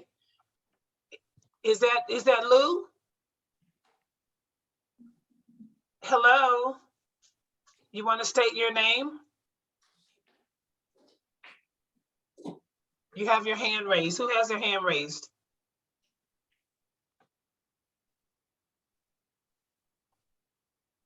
Is that person on or still on mute? It says that they're unmuted. That looks like Lou.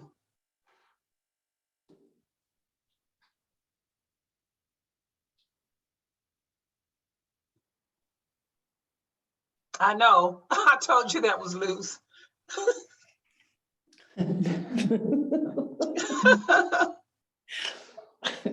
Okay, you want to call in? Okay, connecting.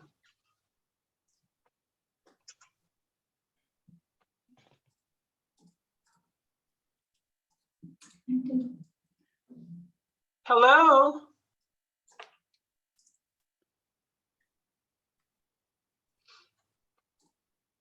Okay, we'll come back to her. We'll come back to the public comment in 1 second. Any other public comments from anybody that's joining us today in the meeting? Okay. Hello? Okay, so we're gonna go to comments from any board members. Do we have any public comment from any board member? Anything that the board members would like to see on the next upcoming agenda? Any comments, any concerns? Going once, going twice. Board member Dixler, you have any comment, concern, any of? No, I pretty much made a lot of comments today, so. Okay. I was just trying to wait for that person to to hear their comment, but if not, we're gonna close. Lou, is that Lou? If you can call us, if you can call in, we can hear you before we close.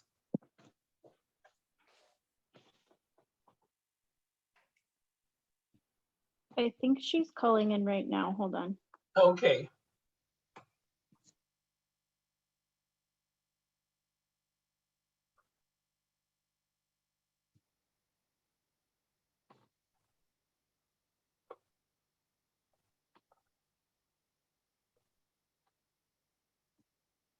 I think we had a good meeting today.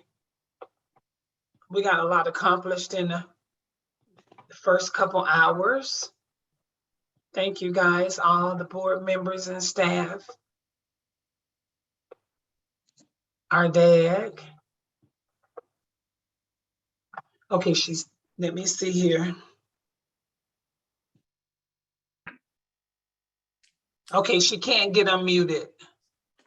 Well, if, this is Leah Easter, if Lou needs anything pressing, she can reach out to the office, and of course, she's welcome to any other meeting too, so.